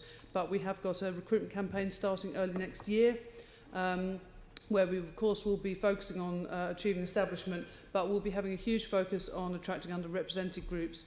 So the piece of work we did around why women don't apply to be firefighters, and you know we've replicated for BAME members of the community, and we'll be working on that so to make sure that we are attracting the very best people from our communities to come in and be firefighters in the London Fire Brigade. Okay, thank you. What is establishment? How many firefighters is that? So I think full-time equivalent. The number of full-time equivalent firefighters is something like 4,800. And where are you at currently? So I think we are about 4,000, I think we're about 283 short as we speak. Obviously subject to going on to put retirement papers in today, in the very past couple of days. So yes, we're not miles away from it, and we have got all the courses planned to fill those vacancies. Okay, when you say you're monitoring trends for leaving, this 1 week's notice thing is a bit concerning on retirement. Yeah. If there was suddenly a pressure, something that happened that caused a lot of people to retire, you'd have very little notice of a crisis in numbers, wouldn't you? Is there anything you can do to fill that other than just increase the overtime again? So we do know the amount of firefighters who are at the stage that they can only give a week's notice, which is when people have reached the end of their career effectively and done their committed time of 30 years service.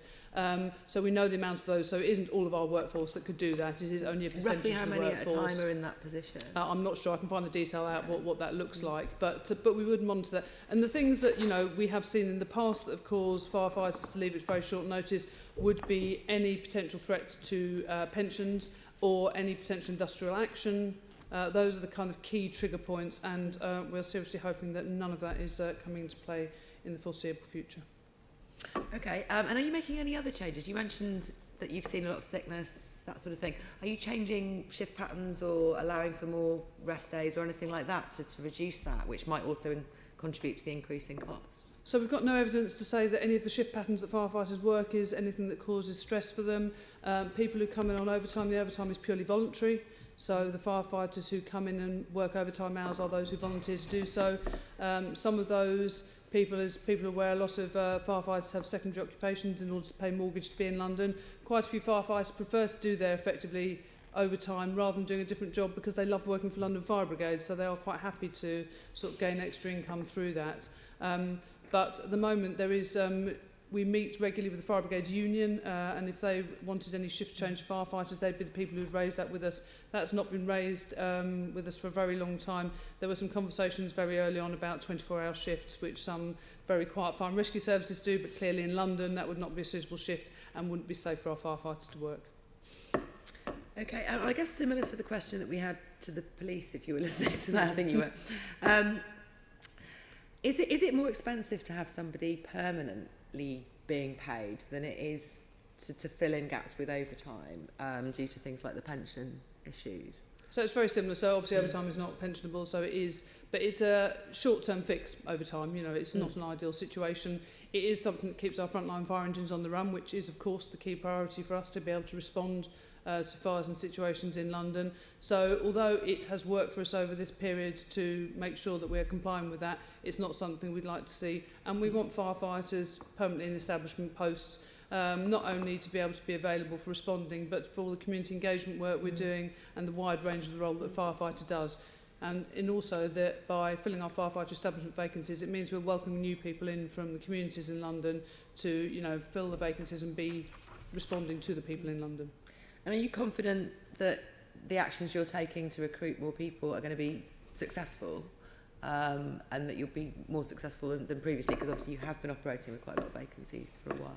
Yes, I'm very pleased to say that our last recruitment round attracted 600 applicants into it, so that's an increase from the previous years we've had. We did a lot of proactive social media campaigning around recruitment for a firefighter. A lot of that is about explaining the new role of a firefighter. I think people still believe that being a firefighter is just about frontline response and being on a fire engine, and I think when you explore the expanded role of a firefighter, when you talk about the community safety, when you talk about the interventions we're doing, when you talk about the different skills that are required, it does attract a different group of people, and breaking down some of those barriers to get people to understand what a modern day firefighter does has been key for us in attracting different people and the very best people to come in and be London firefighters. So I was very pleased with that. We also saw an increase in the number of women applicants in the last round.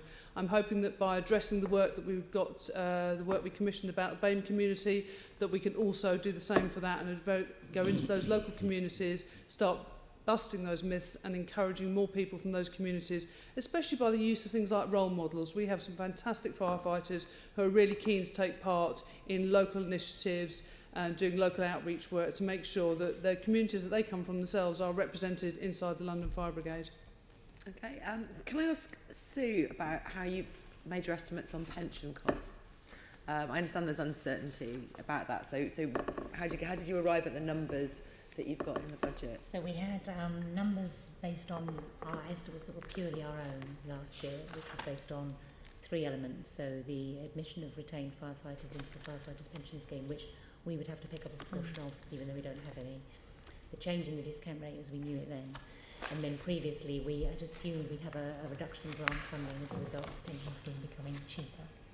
So we had assumed a pressure of about 8.8 million for those 3 things. Since then, the government has announced a further reduction in the discount rate, which is the only element of change in pensions costs that they've explained. And that's about a 20 million impact on the fire service nationally for 1920, of which we pick up nearly 2 million. And then the permanent additional cost of this is estimated to be something over 100 million again for the National Fire Service. So if we extrapolate that calculation on, we think that turns into a £20 million pressure for us from 2021. What we don't know is how the government are intending to handle that. So the pressure that we have next year is only for a bit of the change in the discount rate. So it went from 3 to 2.8 to 2.4.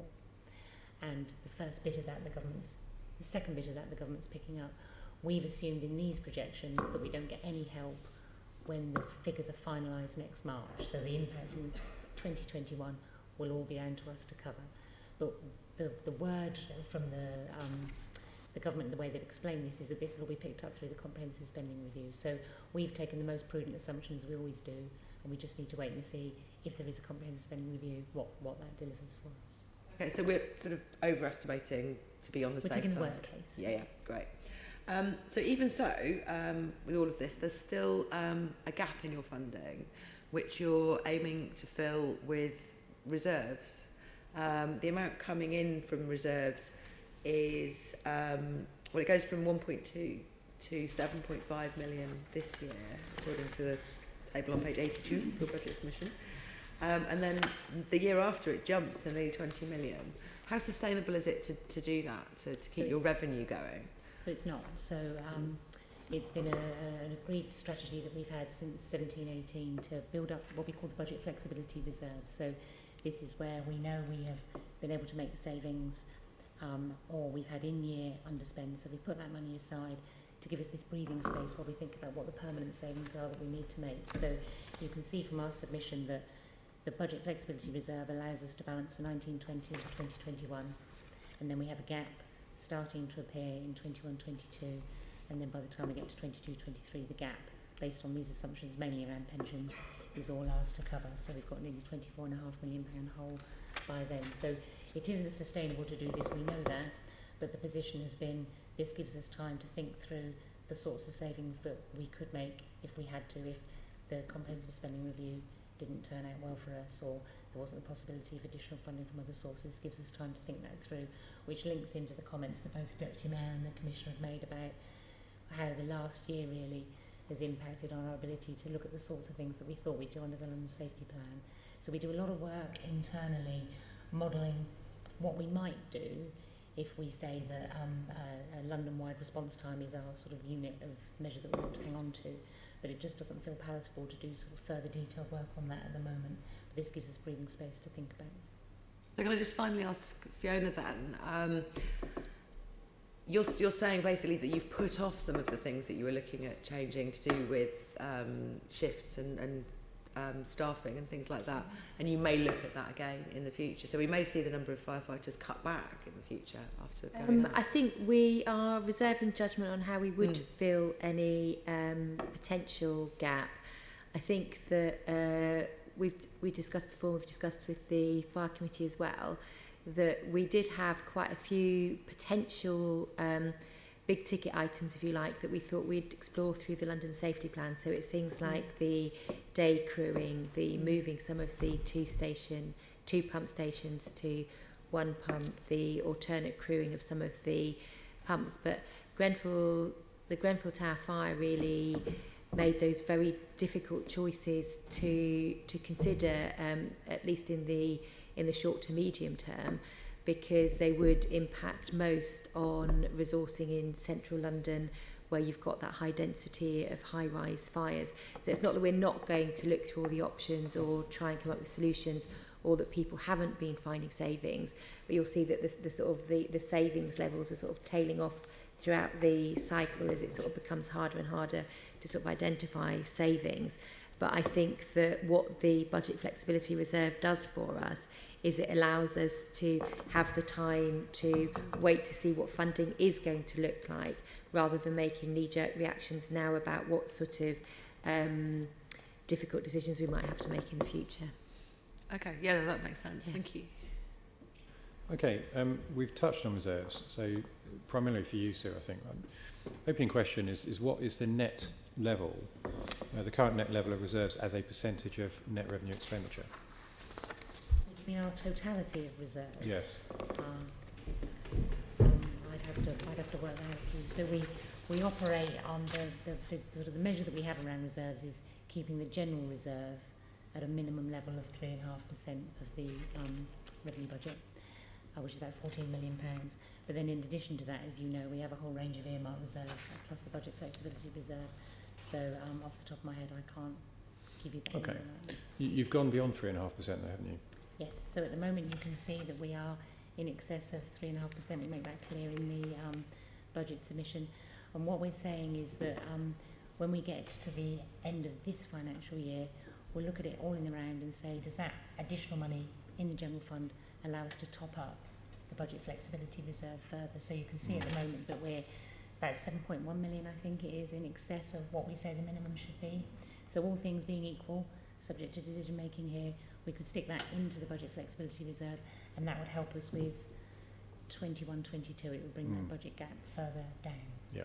So the budget flexibility reserve is specifically designed to effectively buy you time, isn't it, and smooth the process. What level is that at the moment? I think you said £23 million earlier on. Is that the right thing? So at the end of this financial year, you may top that up to 30 million, and then you'll start drawing on it. When do you expect, on current trend, the budget flexibility reserve to be exhausted? So it links into the conversation we just had about pensions, but we're assuming by the end of 21-22 it will be exhausted. But it depends where we get to with pensions, what the final figure is for us and how the government chooses to handle it. Okay. So looking at the reserves profile, they were run down from 2012-13 to 2014-15. Every year since then, they've risen to the level now of just under about 56 million. Does that sound about right to you? Opening balance for this year 54, and by the end of the year we've got it down to 56. Yeah. So what's the profile looking like in terms of your forecasting over the next, let's say, 3 financial years? So by the time we get to end of March 23, based on everything I've just said, we expect reserves to be at around £23 million. Okay. But that doesn't assume that we've used that 7.1 million that I've just talked about. You know, Sure. our history of a very prudent presentation on this. So if you assume we use the 7.1, that will take us closer to 15 million. At the fire plenary last week, the Deputy Mayor and Commissioner were asked about fire station sales. I think it was Assemblymember Echeloni that was asking that question. 2 of the 10 that were closed under LSP 5 remain incomplete in terms of the deals. That's Clerkenwell and Southwark. What progress has been made, and when do you expect to conclude the sale of those? So Southwark will conclude this financial year. We're all the way through the decision-making process on that. They've got planning. Yep. I think they may even completed the judicial review process. So they're a long way down the line. Judicial review? They have a that's the wrong word. They have a period of time where there is someone could like a judicially breathing review it if they space, want yeah. to. Okay. So I think they've gone all the way through that. They've sorted out the section 106, so that we expect that to conclude. Clerkenwell, we're still in discussions, both with City Hall and the London Borough of Islington, about what the options are for that site. Okay, so we're not approaching a deal on Clerkenwell, but Southwark we think Not is in going to this conclude financial year, for imminently. Southwark, yes. All right. What's the capital receipt on Southwark? The total capital receipt, I think, was £42.5 million, something like that. And that's the revised capital receipt, isn't it, after the increase in the level of affordable housing? It's the final sale price. Yeah. Okay.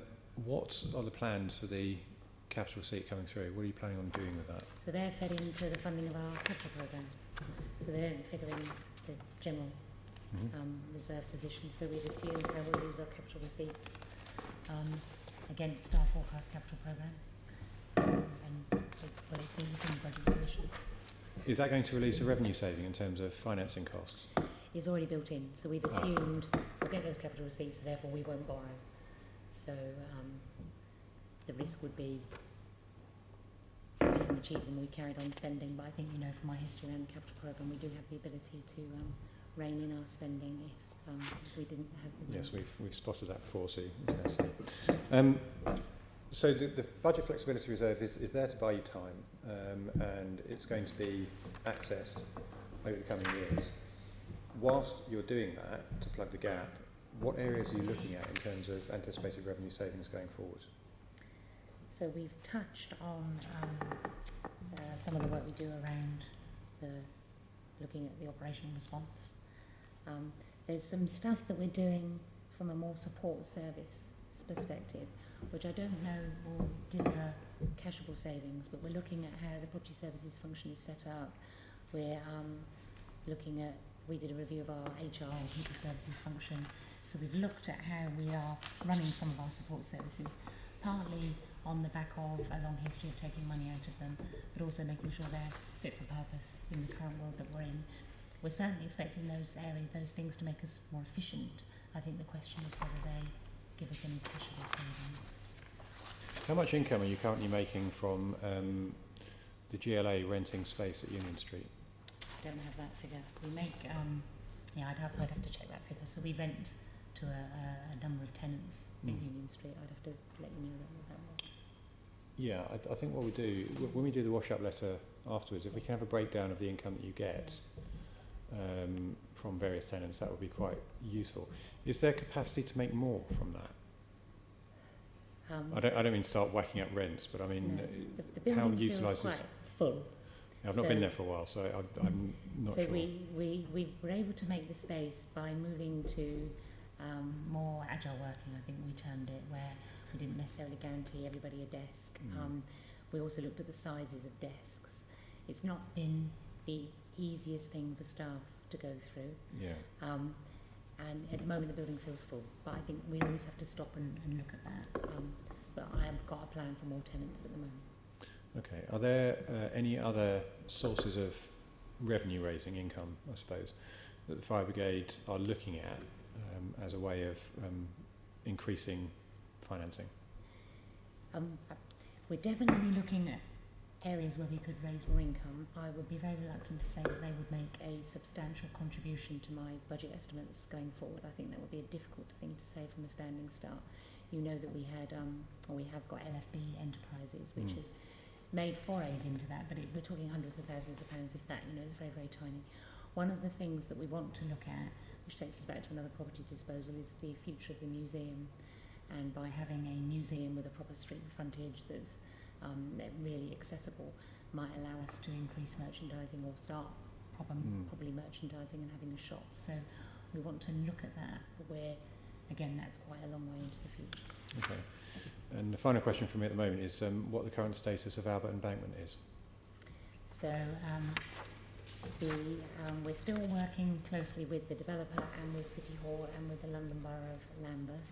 The question remains, as it has been throughout this process, around viability of the development against the requirement for affordable housing on what is publicly owned land. So those conversations are going on, and the current expectation is that the planning application will go in before the end of March. Okay. Feels a bit like deja vu, doesn't it, really? What is the current cost of security on the Albert Embankment site? Probably in here somewhere. Or I could write to you to save shuffling around. Pardon me? I could write to you rather than save shuffling around. Yeah, that'd be fine. Yeah, We don't need that now. We can take it in writing. Okay.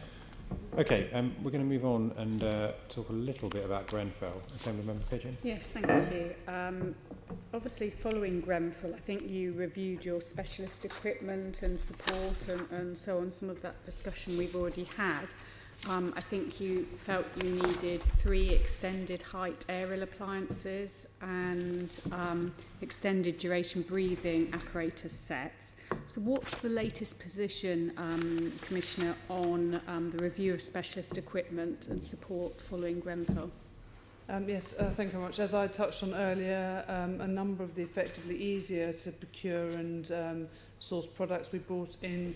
Very delighted that working in partnership with Kent Fire and Rescue Service, we have been the first people in the country to introduce the new escape hoods that we have already used successfully on a number of occasions where we've been able to rescue members of the public so they don't have to come out through toxic environments and it's a much safer process. We know that in the future that we'll be able to use them, especially for vulnerable people who are obviously slowest to be able to leave buildings. So I'm very pleased to say they are already out on our frontline appliances.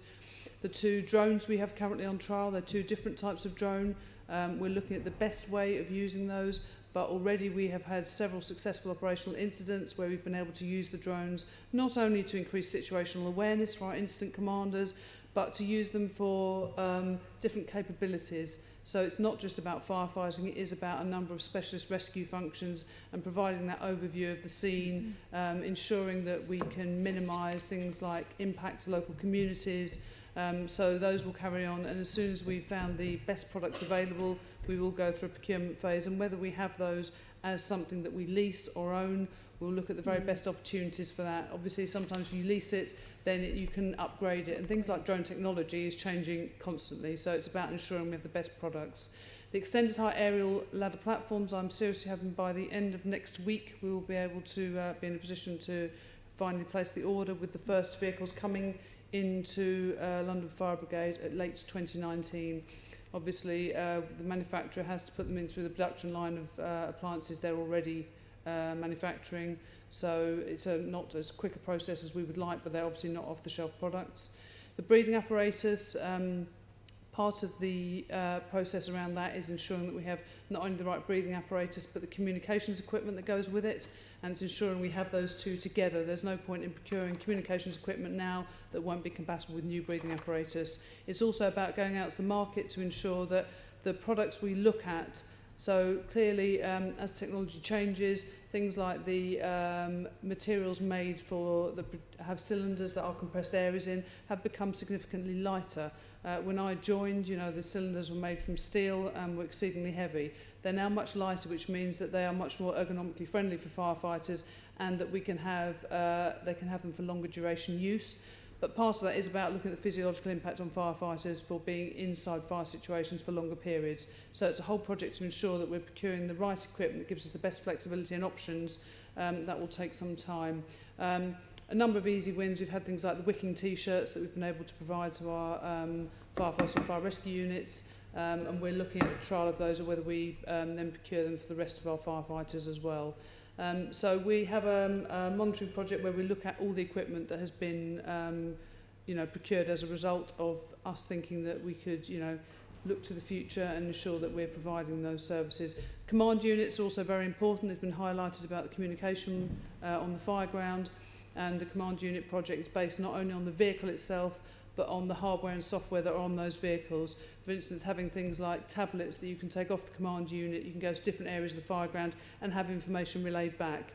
The drone technology will allow us to project images from wherever it is on the fire ground directly into the command suite, so that the incident commander has got that situational awareness and ability to look at thermal imaging functions, for instance, to detect hotspots or to identify where we may be able to see people that need rescuing.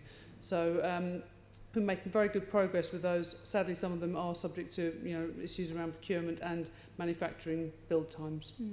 Okay, can I just touch on, slightly going off from my set questions, but I'd wanted to ask, because you were talking about the communication equipment linking to your breathing apparatus. Yes. And also you just talked about the command unit and new tablets. And obviously we touched on with the police the emergency service network delay, 3 years delay. I think you've previously told us there's no financial impact, but clearly, for example, the Met are having to replace handsets and so on. Is there now some sort of cost to you as a result of this national delay?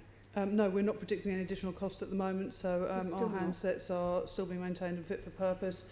We've been given a view that the revised business case is expected in early 2019, and if there are additional financial impacts, we won't know until that time, because obviously it depends when it is going to deliver. But at the moment, our equipment is still functioning and fit for purpose that we use, so the airwave radios, for instance. So we're not predicting a cost at the moment. I know that the chair of the National Fire Chiefs Council has written to the Permanent Secretary in the Home Office and has received assurances regarding the ongoing costs of transition.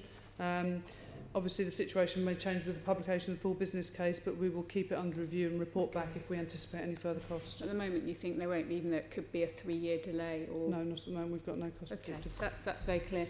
And then back to Grenfell, in terms of the chair of the inquiry is expected to issue urgent recommendations at the conclusion of phase 1. To what extent have these been anticipated in your budget? So, as I said earlier on in my opening statement, that we are not waiting for recommendations to be given to us, where my own internal investigation team are finding areas that we think we can improve on. We are already acting on those now. So we don't anticipate that there will be anything that will come out for specifically the London Fire Brigade that will cause us additional budget costs. Obviously, we're working very closely with the inquiry and with the Police Operation Northley to ensure that we're supplying information to them in a timely fashion and that we are responding to all of their requests. We have an ongoing learning process in London Fire Brigade that we do after every operational incident. So not only do we factor in what happened on the night of Grenfell Tower, but all of our ongoing operational incidents we review at the end of the incident to look at whether or not there are any situations that we could change or improve. So we look for trends and we sort of look for analysis on everything from firefighters' operational response to our equipment to any organisational issues. So we factor those in and we constantly monitor those. We welcome every opportunity to be able to make changes. There could obviously be some wider scale changes involving buildings and evacuation that is obviously outside of our cost, and we would welcome the opportunity for any safety for Londoners to be introduced. Lovely. And then obviously in the light of Grenfell you I think put aside 6.8 million as a new earmarked reserve to cover initial revenue costs, and then also there were some one-off capital costs. Are you still confident that amount of money will cover all the additional equipment and changes that you need, or will you have to allocate more? So I think for the operational equipment, we have factored all those in. One of the the growing pressures we have is the actual internal investigation team itself. It's currently staffed at 32 members of staff. But in order to be able to provide the correct support to phase 2 of the inquiry, that will be an ongoing pressure that may well increase due to the level of information that quite rightly phase 2 will require in order to determine the exact facts of how the building got to be in the state it was, and it's not just about our response on the night, it's about the far wider area. So that would be a thing that I definitely couldn't put my feet down and say we are going to keep within budget, because that may well increase if we have increased requirement to supply information. So that would be increasing your legal team and other experts? Yes, potentially. Okay. All right then, thank you very much. Okay, I'm going to touch on the capital budget now. Assembly Hall. Capital budget, so it's huge, so actually they're quite quick ones, I think. Given the level of variability in recent years, how realistic is the scale of capital investment planned for 2019-20? We've set ourselves a capital programme of £40 million, and as it stands, around half of that is already under contract or being prepared to be taken through the process, and that's mainly around fleet, so the areas that we've touched on and the rollout of our third phase of the pumping appliances. We've also got a property project around the operational support unit, so that's the movement of PEG and the BDC to a new site. So that's the majority of things that are committed. The IT money that you can see in here isn't subject to commitment yet, so that's £5.5 million. And then there's a range of smaller elements of properties, so various window replacements or replacing appliance bay doors and things like that, that we will take through the process as they're ready to go. So you may be aware we've got a delegated authority up to £150,000, everything else goes through to the Deputy Mayor for prior approval, so we have to put it through that process. So, as I say, about half we would say is committed. Right, okay, thank you. How confident are you in the level and timing of the capital receipts for 2019? So confident on Southwark, and we factored in money from Clerkenwell from 1920, but it just really depends how these conversations continue with City Hall and the London Borough of Islington. So I think we just need to keep an eye on this one. The plan reflects a lower level of spend compared to the last year. However, the capital financing cost appears to increase. What are the assumptions around the interest rates? So we use Public Works Loans Board through, I don't know if you can help with that, David, on the interest rate. Not the specific numbers that you've chosen, but obviously at the moment interest rates are particularly favourable, and obviously exactly when Sue would want to borrow, we'll lock into the best deal at the time. But you know, you're looking rates that are traditionally much lower, so you're perhaps looking at 2.5% potentially if we were to go very quickly, with those edging up over a period of time. You want to borrow for in a longer period of time. Capital financing costs in general are increasing over the period, and then through the capital strategy, because as capital receipts are spent, there's no other sources of capital funding now. So the government used to provide capital grants, then they used to provide revenue support for capital financing, and both those elements of the settlement have disappeared. So it's all down to us now. So we have an ongoing requirement to replace our fleets, keep the stations to a reasonable standard, and we're having to fund that all through borrowing once the current set of capital receipts is spent. Just on that, before we move on, so will that be in this year? Because your spend this year is lower, or will be, your spend in the coming budget year will be lower than this year, but your cost is going to, your revenue cost of that is going to be higher. Potentially, it's going to go up. So somewhere here, I have got, we're seeing capital financing costs going up. Yeah. And if you look through the capital strategy, which is a new requirement to go out for 20 years, we see a pressure ultimately there of about £19 million. Okay, so my question really is, that's kicking in the forthcoming financial year, because if your spend in the forthcoming financial year is lower than this year, you would imagine that your financing costs will be lower as well, but they seem to be higher. So so the difference is even bigger. So that's really the guts of my question is, has there been a step change, or is there a step change coming in the next financial year? So borrowing costs start to increase from 2021. Right. So that's when we see capital receipts starting to be exhausted. Okay, so the next financial year is 1920. Yeah. So why is the financing costs in 1920 going to be higher in 1819? So I don't know where you've got that number from, so I don't know that. It's in my briefing, so check that out. So if we can clarify that, perhaps. The increase starts from 2021. Fine. Okay, and that's because that's when the capital financing costs are completely changing. That's when we have to borrow more because we haven't got any. Because you've exhausted your capital receipt. Okay, that's fine. I understand that. Sorry, Assembly Member Paul. No, it's fine. Umesh is destroying the place gradually. How do you intend to repay capital borrowing given the funding gap in the long-term capital strategy? So the revenue budget submission for the next 4 years, the cost of the borrowing that we've assumed is factored in, but you can see in the capital strategy it's presenting us with a problem that we need to work out how we're going to fix. So we've set out a 20-year capital strategy, which is a detailed capital programme for the first 5 years, and then sort of 5-year buckets of things that we know we'll need to do. We've assumed inflation on those, and we've also assumed that our debt charge budget will go up similarly, but it does leave us a gap of nearly £20 million by the end of that period.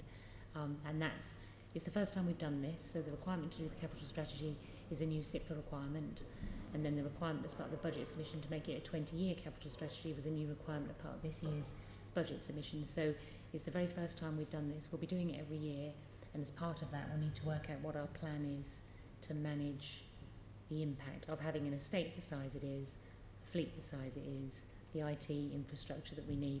How do we keep all those three elements on the run and fit for purpose with the ongoing capital investment that requires? And it's part of the budget strategy that we need to build, alongside the revenue gap that you can see at the end of the 4 years in front of you. And when are you aiming to get that in place? So I think it will be ongoing work. So we've got to formally submit capital strategy, like signed off by myself by the end of March, but then we'll immediately start refining that. The pressure doesn't kick in until the end of the budget submission, when we get to the end of this current revenue projections for these 5 years, and then it'll be a rolling programme of working out how we'll build the whole thing, make it add up. Okay, lovely, thank you. Thank you. Okay, we're going to move on to the final section, which is we can't let any meeting about fire go by without talking about fire service reform, particularly governance reform, and Assemblywoman Cooper is going to deal with that. Well, and we have to get our full share of acronyms into this discussion as well. So it's time to mention the London Fire and Emergency Planning Authority, now demised and replaced by the excitingly named Fire Resilience and Emergency Planning Committee, otherwise known as FREP to all of its very close friends. I'm going to start with the Deputy Mayor for Fire, Resilience and Emergency Planning. And I wondered if you could set out for us what the key changes have been, other than all this alphabet-y spaghetti. Apart from the changes to the acronyms, I think if we go back to why we thought it was a good idea to change the governance in the first place, it was because the old system was broken, and I think we all acknowledged that it wasn't working. It was causing additional work for members of staff in terms of the conflict between the various political groupings, and with the slightly bizarre position that we had a minority Conservative group leading the fire authority with a Conservative mayor, and it was a time of really difficult conflict that a journalist described to me last week as a little bit embarrassing, really, wasn't it, Fiona? So I think that we can all accept that actually there was a need to change. It wasn't simply about sort of changing money; it was about making it more effective. And I think that some of the measures we've put in are starting to demonstrate that. So you have got, even though there is a time frame and a structure around decision making, there is a structure that allows for more effective, more agile decision making when required than the quarterly meetings we had of the Fire Authority. We're building in scrutiny, so there's both scrutiny internally in the processes the Commissioner and her senior team have, scrutiny from myself in the form of a monthly board meeting. I also have weekly meetings with Dany and regular meetings with members of staff. And actually then you have the scrutiny from here from the Assembly. So I think it is more effective. We've got obviously we've got a change to the scheme of governance. So there's been changes to the officer delegations. Decisions now have to come here to City Hall over a limit of 150,000, or things that are controversial, repercussive, or novel. So that's sort of changing it. I think it's a positive thing that we were asked for more detail on one of the decisions. Went through that last week. It was the first time we'd actually been asked for additional information, but I understand from the staff from the Brigade who are working in terms of the decisions going through the Corporate Investment Board here, that actually they get quite detailed questions back on what we would think of as very simple issues. So I think there is scrutiny being built into it. I circulated to the Fire Resilience and Emergency Planning Committee the paper on ways of working, which I hope explains how that all works. And I think that it's not something that we think we've got exactly right yet. The Commissioner and her team are having a review of how it's working from their end.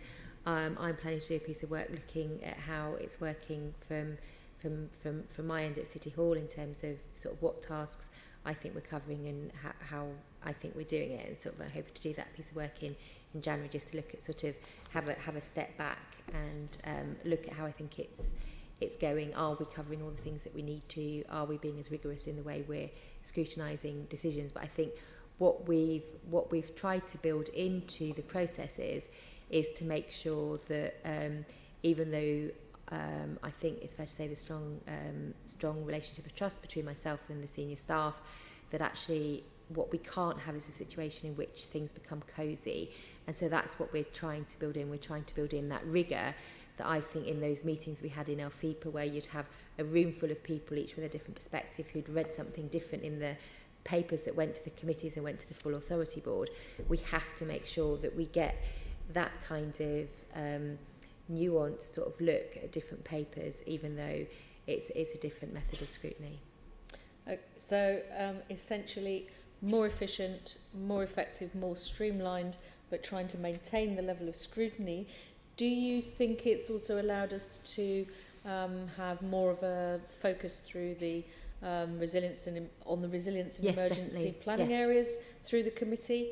I'm not suggesting at all that we don't want to have the scrutiny focus on the fire brigade, but they are obviously very important areas. No, absolutely. And I think in a way the resilience group only really came to the fore last year with the work that was done in relation to the number of major incidents. And I think because there was so much more focus on their work, it's become part of my job title, it's become part of the committee's title.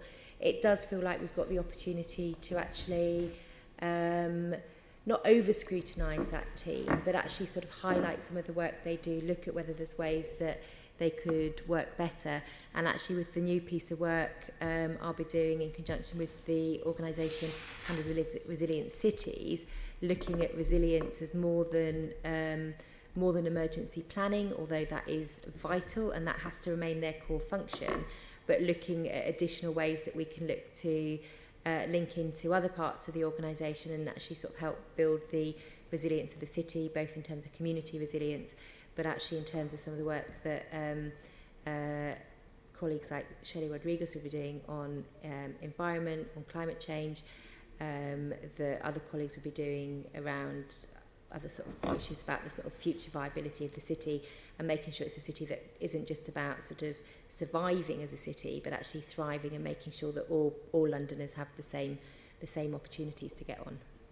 So I'll come on to you in a minute, Sue, in terms of the budget implications of the change, but that's from the sort of strategy and the overview and the scrutiny side of it. I just wondered, Commissioner, from your perspective, I know it's still very early days, it's not been operational for a whole year, but from your perspective, has it improved operational effectiveness? I think that by having changes to our internal structures, so to the directorate boards that report and then into me as the Commissioners Board, I think that it's introduced a new level of rigour and scrutiny amongst professional officers and colleagues that has improved operational efficiency, because I think that matters are considered in a far more rigorous way than they were previously to ensure that we have that level of scrutiny. So I think that, you know, projects that might well have been potentially siloed working or in isolation in one directorate are now subject to scrutiny from all directorate boards before they come into the Commissioners Board. So I think that has had a positive impact. I think it's also meant that principal and senior managers and officers have a far better understanding of all of the wider roles and all of the functions. You know, for instance, I think that potentially some of the operational officers might not have been familiar with the work of Sue's directorate, for instance, but they are now in a situation... Oh, surely not. Yes, it's the most exciting one of all. So I think that, you know, people are now being far more involved in the work that's going on, and that, you know, one of the challenges that I put to people is that I want to make sure that before any decision comes before me and before officers are presenting papers to me, that they have gone full all directorate boards for that level of understanding and scrutiny and challenge. One of the things I think it has done is avoid duplication of work. I think that sometimes we had areas where people were working on projects of a similar nature, but in different areas. That's now been eliminated because everyone gets to see exactly what's going across the piece. So I'm very pleased. And one of the things that I'm very pleased about is the level of transparency and publishing of all of our information has not changed at all. And that's one of the things that I am very particular about ensuring. You know, it's one of the promises I made very early on. It's something that I will continue to promise, and it's something I've specifically asked our review process to have a look at that's ongoing at the moment. Well, transparency was a big issue that a number of Assembly members who'd served for some time on LFIPA were very concerned to make sure that happened. Now, obviously, Sue, the changes were not introduced to sort of reduce the financial cost of the way that LFIPA changed into the Fire Resilience and Emergency Planning Committee. That wasn't the purpose of making those changes. what have the financial implications been? That's why I wanted to come to you last. Has there been any benefits in terms of it? I mean, I'm interested in what the Commissioner is saying about getting rid of duplication and not having different people working on aspects perhaps of similar or identical projects. Have there been some financial benefits even? So there's been that whole efficiency piece, and there's also been, it hasn't felt like it to officers involved, but the speed of decision making as well, because we used to have about 5 sessions a year, the Resources Committee and the Authority, whereas now the Commissioners Board meets every 2 weeks, and then things can go through to the Deputy Mayor as they need to, so there's a lot more opportunity to take work forward. In terms of financial So you're saying an improvement in agility then? Yes. Because those 5 sessions a year were very enjoyable, obviously, but maybe more agile. And in terms of cost, so there was a cost of having LFIPA, which was linked both to the cost of the members and then the democratic services function provided by City Hall here. So we saved, as part of our budget submission last year, I think £465,000 as a result of that. But we have created a team to help us run the things that we need to through the Mayor's governance direction, and that's costing us £180,000. So we've got a net saving of £285,000 as a consequence. Like you said, there wasn't an objective of this, but it has worked out that there is a financial saving. A welcome benefit. Yeah. Thank you, Chair. Okay, as a former chair of the Fire Authority, I have to say I'm unspeakably jealous of the Deputy Mayor, but there we are. We've actually reached the end of the session. Can I thank you all for your answers and for your patience, because we've gone back to the old system of tagging you onto the back of the police, which I know you prefer, but personally I think it's not showing you sufficient respect, so I expect that to change next year. We've got a few items of business to quickly skirt through, so members, can we note the report on today's discussion?